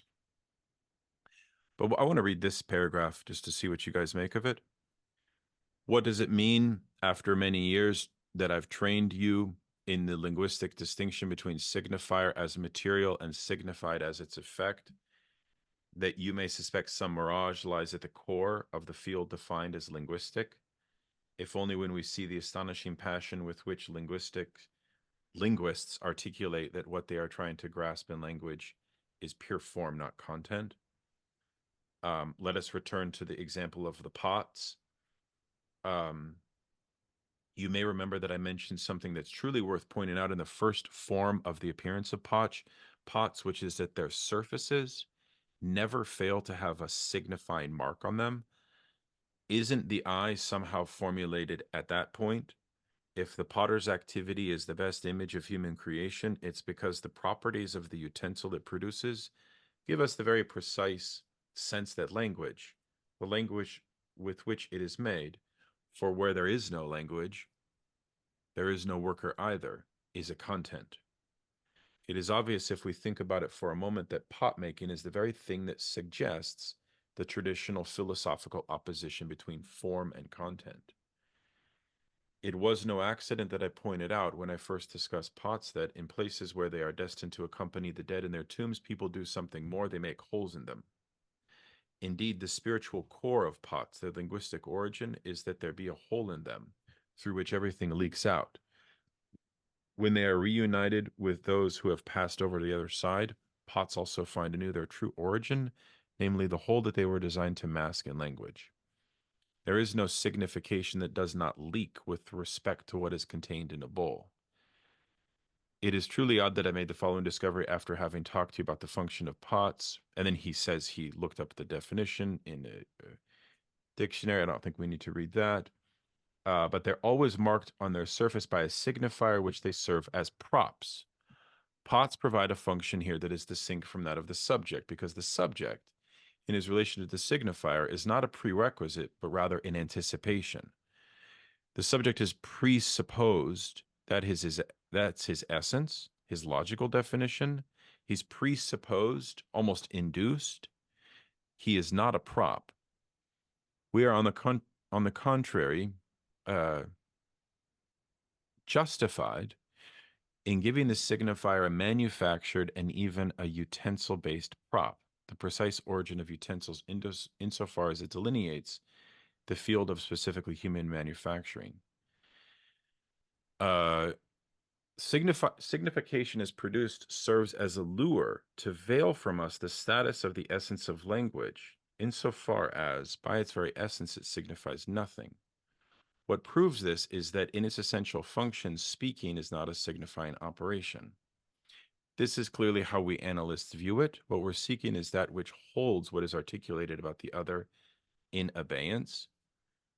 So what we are seeking is that which holds what's articulated about the other in abeyance and lies outside of the other as such, S2 as outside of the field. That's a point about listening. He's basically saying that what we need to listen to in the speech of the analysand is that form of speech. What is its subjects? That is the question. And if this subject cannot in any way be grasped by discourse, what is the proper articulation of what can be substituted for it? The meaning of castration is counterbalanced by that of jouissance, but it is not enough to perceive this relationship. In what became clear at a time that is not very distant, people simultaneously cried for truth and for jouissance in May 68, but it certainly does not suffice to aspire to jouissance without constraints.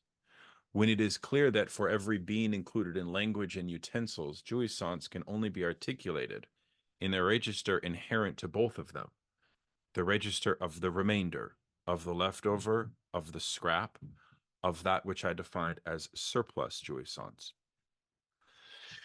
Okay.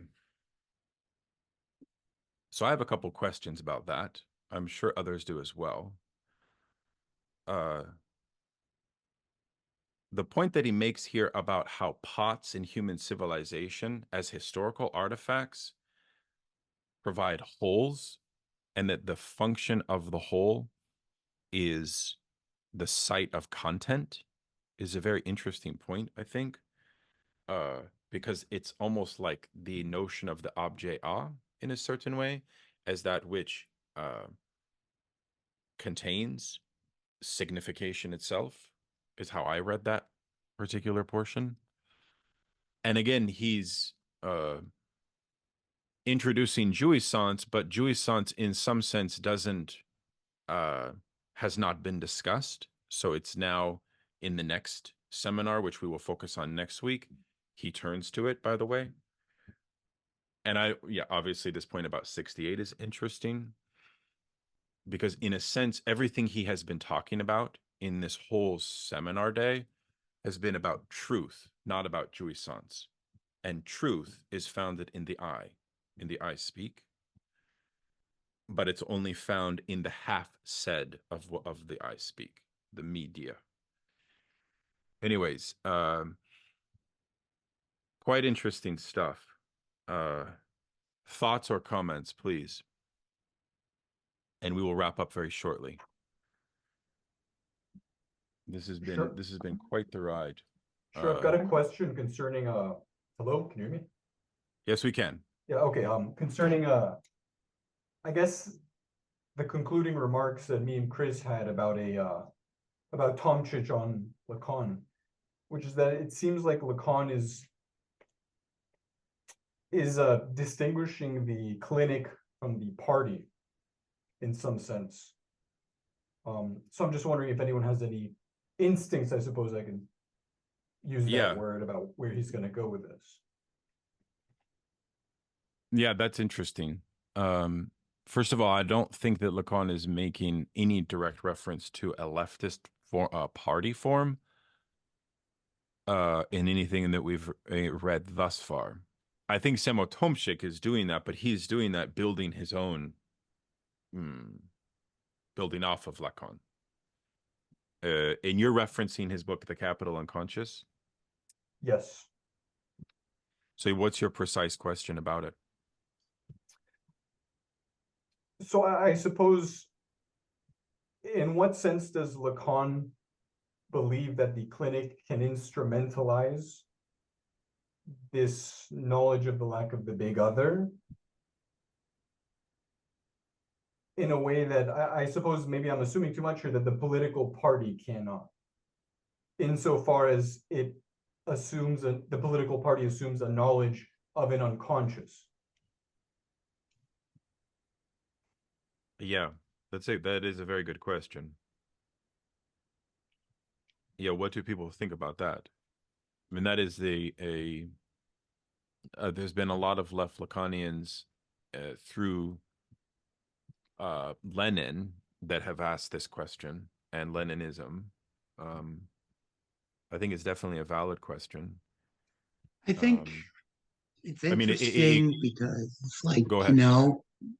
I think, I don't know, I feel like this whole like a notion of like, because I sort of see like, I don't know, like the party or whatever acting as like this name of the father type thing or whatever, which was a thing in France. And, if we go back to the beginning of this seminar, Althusser is there, right? So Mhm. I'm not sure like if that has anything to do with it. I'd have to read that other book that they're referencing, but I don't know. I put I my feel like there's notes in the something there. Discord. If you haven't read it, you can read my notes. I took pretty extensive notes on Samo's book, and somebody else in our group wrote a review of it. If you go to the Discord, I thought that the review was very helpful. Thank you for who was it that posted that review? That was mine.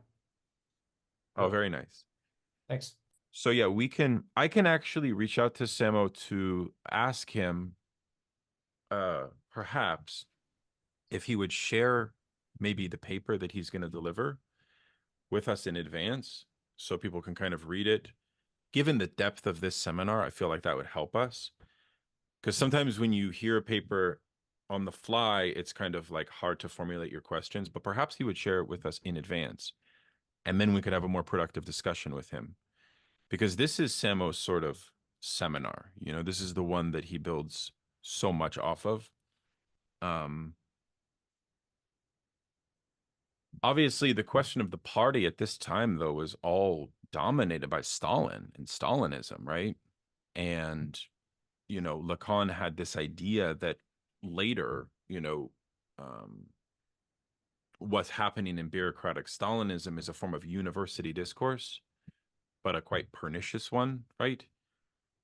So, anyways, I mean, Slavoj Žižek has written probably, I don't know, 5 or 6 books about this idea of the Leninist party as having a homologous relationship to the discourse of the analyst, which he hasn't even invented the discourse of the analyst.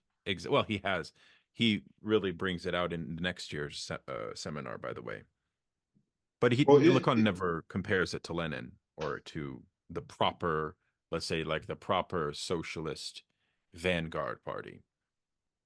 Well, there seems like there's some homology in psychoanalysis with Freud creating organization to deal with wild psychoanalysis, and then all of the splits, and then Lacan being, kind of maybe a Trotsky of the global psychoanalytic movement. He gets kicked out, and then he starts his own group, and then that splits. And I don't know if you've thought about that, but it seems like there's a party form in psychoanalysis. Sometimes it's been analogized to the church and sectarian in disputes there, but so have Leninist parties. I don't know if you've thought about that, but it seems to be an analogy. Not necessarily, not necessarily a positive one, true. yeah, for anybody, but no. I mean, it was Ian Parker who taught me, and I interviewed him about this, that even though the majority of Lacan's disciples were Maoists in terms of Marxists, Ian Parker himself showed that in reality there was actually numerically more Trotskyists in France at the time, and that Parker himself is a Trotskyist. He's a very interesting Trotskyist, actually, because he's a very he's one of the better Trotskyists, let's put it that way. But he has written about this, about Lacan and compared to Trotskyism. But it really was the Maoists that did the most work in teasing out the French Maoists. I wasn't. I was making a very broad analogy, just that he was in conflict with the international, you're right, psychoanalytic, mainstream, and then formed his own group, and then there were splits within that, and then splits after his death. That seem analogous. That's true, but also Lacan opens this whole seminar, by the way, 16, right? Remember what he said, which is, I don't believe in having sectarianism with other psychoanalysts, which is why when we will get to my favorite day of this entire seminar, which is the one where Lacan is responding to the critique of Wilhelm Reich, you'll notice how careful he is in assessing that whole kind of left Reichian milieu. Yeah, that's going to be a good one when we get to that, because it's all about censorship on the left and the meaning of censorship on the left. It's very pertinent actually set of reflections, I think. But yeah, I mean, it's very good. Chris, please. I just want to maybe chime in here on the question of Lenin, the party, Lacan, analyst discourse, those kind of topics, because it's my interest in at this point with the reading group. Alain Badiou, in his book, his seminar on Lacan, makes the statement, Lenin is not the return to Marx, because there is indeed a point where the newness of the thought must be attested to in the singularity of the preparation for the act. Now, this is the often quoted Marx is to Freud, Lenin is to Lacan analogy that people like to bring up. But the issue for what Badiou, I think, is suggesting is that both Lenin and Lacan are thinkers of intervention and the act. For Lacan, it's the analyst intervention into the subject's discourse, producing a truth about them that then they work through and somehow overcome their symptoms and are able to resume a maladjusted life, or whatever the end of analysis is for you.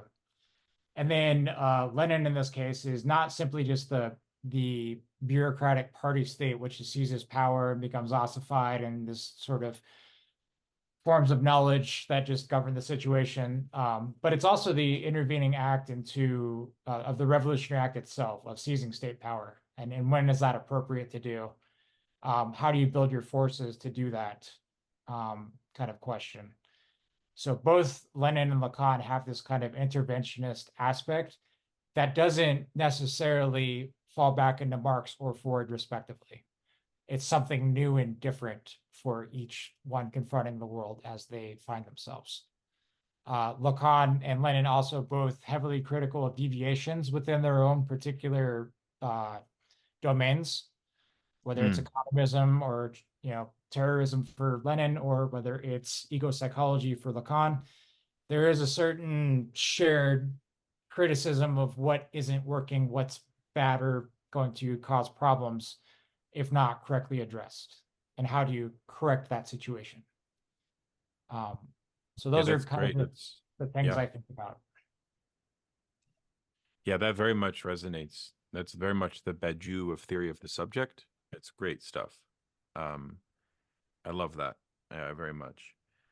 And yeah, I mean, obviously, Lacan is barred from the International Psychoanalytic Association and for advocating the use of the short session method, which I did a great interview with Danny Nobis on this, and he sort of shifted my whole understanding of Lacan's relationship to the IPA.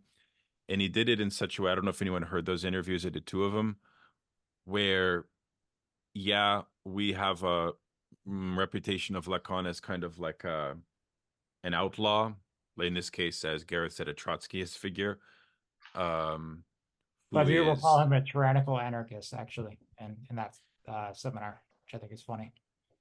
Yeah, but what Nobis kind of shows is that Lacan himself was actually vying to be included in the IPA, and that he fought tooth and nail to not be excluded until the point at which it was obvious that there was no return, and then he accepted his fate, which was basically as what Nobis calls kind of like a maverick or a renegade, which I think is too libertarian of a term for us Marxists to compare Lacan as a political agent.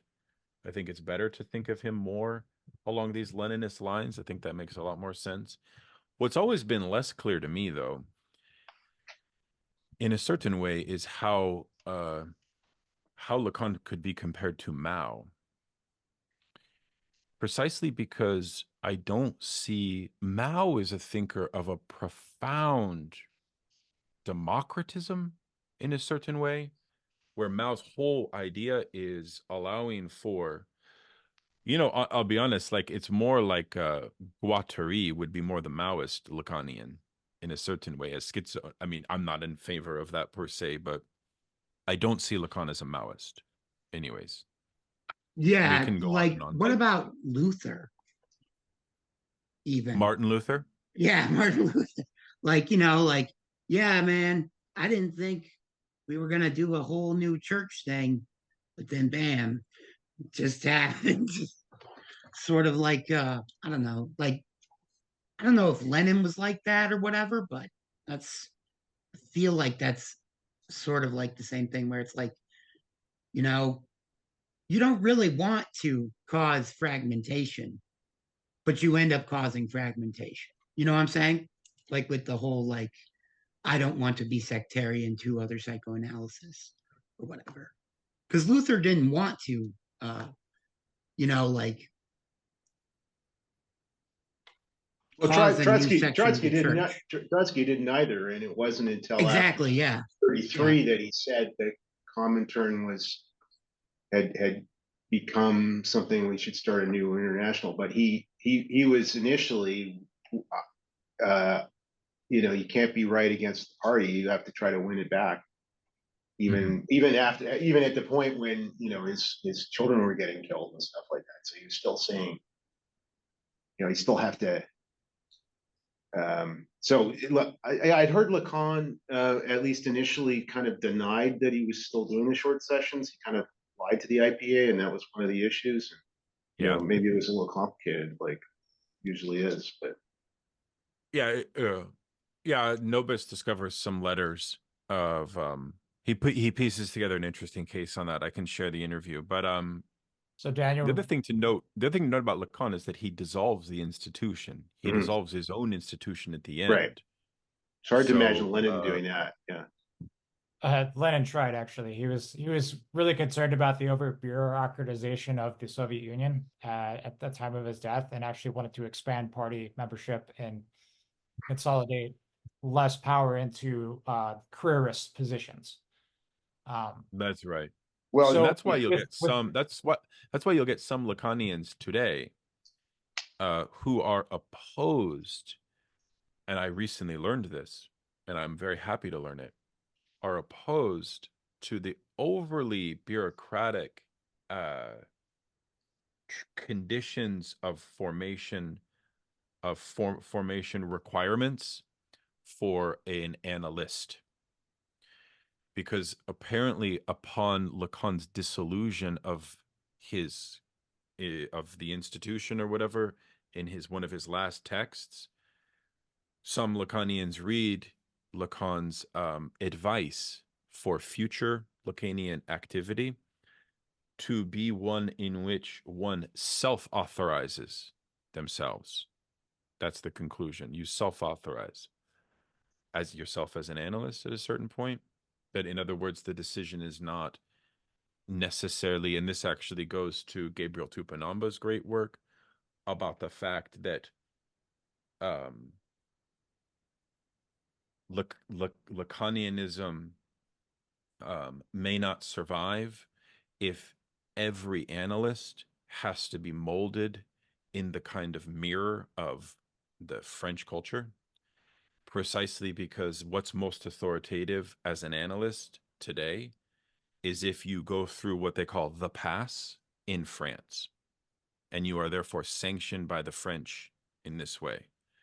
And that's actually very interesting as a kind of relationship even to, say, Islam and to a religion around the authority of language, you know, because like what would Islam be if Arabic was not the centrifugal point of its authority? You know what I'm saying? So it's like, what happens to a community when you internationalize, when you universalize the basis of its pedagogical authority protocols? Does that make sense? Well, this was obviously a problem for the Comintern. Like, I mean, just thinking in America, they did a lot of good things in intervening with the early American communists, saying you got to spend more time dealing with Black people. It's stupid to have an underground. You got to unite these completely sectarian divisions that nobody can even explain. And yet, what happens is that and this isn't just the U.S. Communist Party, but across the world, they become just like dependent upon the Soviet Communist Party. And they seize, you know, I mean, you can exaggerate this. They're still rooted in their own national situation. And when they end up becoming independently take state power, like Yugoslavia or China or whatever, they you end up with wars between communist parties. But there is this thing, and you can see it happening with Lacan. You can see it happening with the Roman Catholic Church or whatever. Is they become like the specifically French culture becomes something that becomes normative for everybody, regardless of how sensible that it is. Yeah. I mean, it's very interesting of Shachtman's debate with Trotsky, where Trotsky took the position, as far as I understand, against Shachtman, who was kind of like a culturally conservative Trotskyist, very important figure in American socialist history. Trotsky was in favor of linking the American proletariat to the black struggle, and Shachtman kind of wasn't. And Shachtman also was sort of pro-imperialist as well. Well, yeah. I mean, these are different eras. Like Shachtman at that point, because the Communist Party, I don't know if this maybe is getting off track, but the Communist Party had this idea of self-determination for the Black Belt. Like there would be an independent country in parts of the South that were majority African American. That was the Stalinist. That was and Trotsky was sympathetic to that idea, and that was what Shachtman was pushing back on, I think. I mean, more than he was saying. No. I think Trotsky was preferring something actually different than both. Shachtman was kind of like opposed to the Stalinist thing, and but I think Trotsky also was as well. Like he wanted a different approach, which is why that whole milieu, even C.L.R. James was a big part of this. And the Johnson Forrest tendency, that whole milieu. Well, there weren't a lot of black Trotskyists, so C.L.R. James would have been definitely. He was one of a handful of them at that point, And he was part of the. He would have been in the Trotskyist movement at the time. I think I know the conversation I know. No, he was. No, he was. I'm just simply saying in that like late 40s, 50s, right after the war period. That's exactly when James comes to the U.S. Before he breaks from Trotsky. I don't think that he and Trotsky were in favor of the Stalin. They were trying to invent a new way to deal with the unification of the black proletariat and the wider proletariat in America. They're going to reject the press nationality thesis, which some people would read directly out of Stalin's On the National Question. That's right. They denied that it was a nation with it that. Which is sort of obviously correct that they were right about that. It wasn't like Quebec or something. It was a. I mean, it's really interesting though, because it almost goes back to the kind of like centrist abolitionist position pre-Civil War, right? Which was like of the Stalinist position. Like there's a certain non-dialectical or kind of ethno-nationalist separatist logic implicit in that I think is deeply problematic. Not necessarily racist, but certainly... No. I mean, and there's no question that CPUSA had a lot of black supporters at that time, and the Trotskyists had hardly any. I was just gonna add, it's maybe a not so fun fact, but this is all reminding me of stuff like straight out of Thomas Jefferson in Notes in the State of Virginia, where he talks about literally moving all of the black folks in America to so it's just so weird how which is obviously a wildly racist thing to say, but it's just weird how Thomas Jefferson agrees with this sentiment,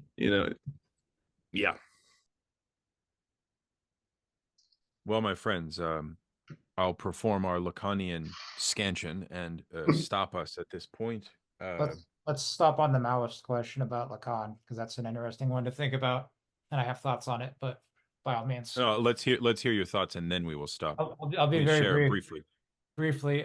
So the thing for Mao, you're right to say that Lacan doesn't necessarily invoke himself as a Maoist, although he does take up the question in the next seminar over the question of knowledge. So we're full circle to where we began with the thought about the master, the slave, the losing of knowledge in the capitalist market economy by the worker.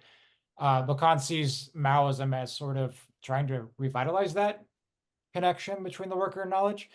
But for Mao himself, specifically, the idea that people should be able to speak freely, specifically the working class, the proletariat class, the peasant class, should have full speech enabled at all times, that they should be able to talk about things.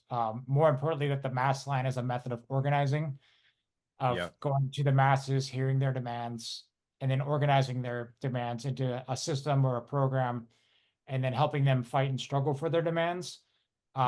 Sort of notion of getting things in their inverted form. Because off the top of my head, you might think about the University of Columbia demands right now may or may not pan out. They may just abandon the occupation. They may keep the occupation going. They may all get arrested. We don't know. But the question of how we organize with the masses to get what they think they want, and in that process of organizing and struggle, is it really what they wanted all along, or did they get what they wanted and then it turned out to be something different all along? As a complete process of Yes. well, that Mao, I think, hones in on, and that we can find Lacanian traces in. Yeah, it's like a theory of socialist leadership, which would be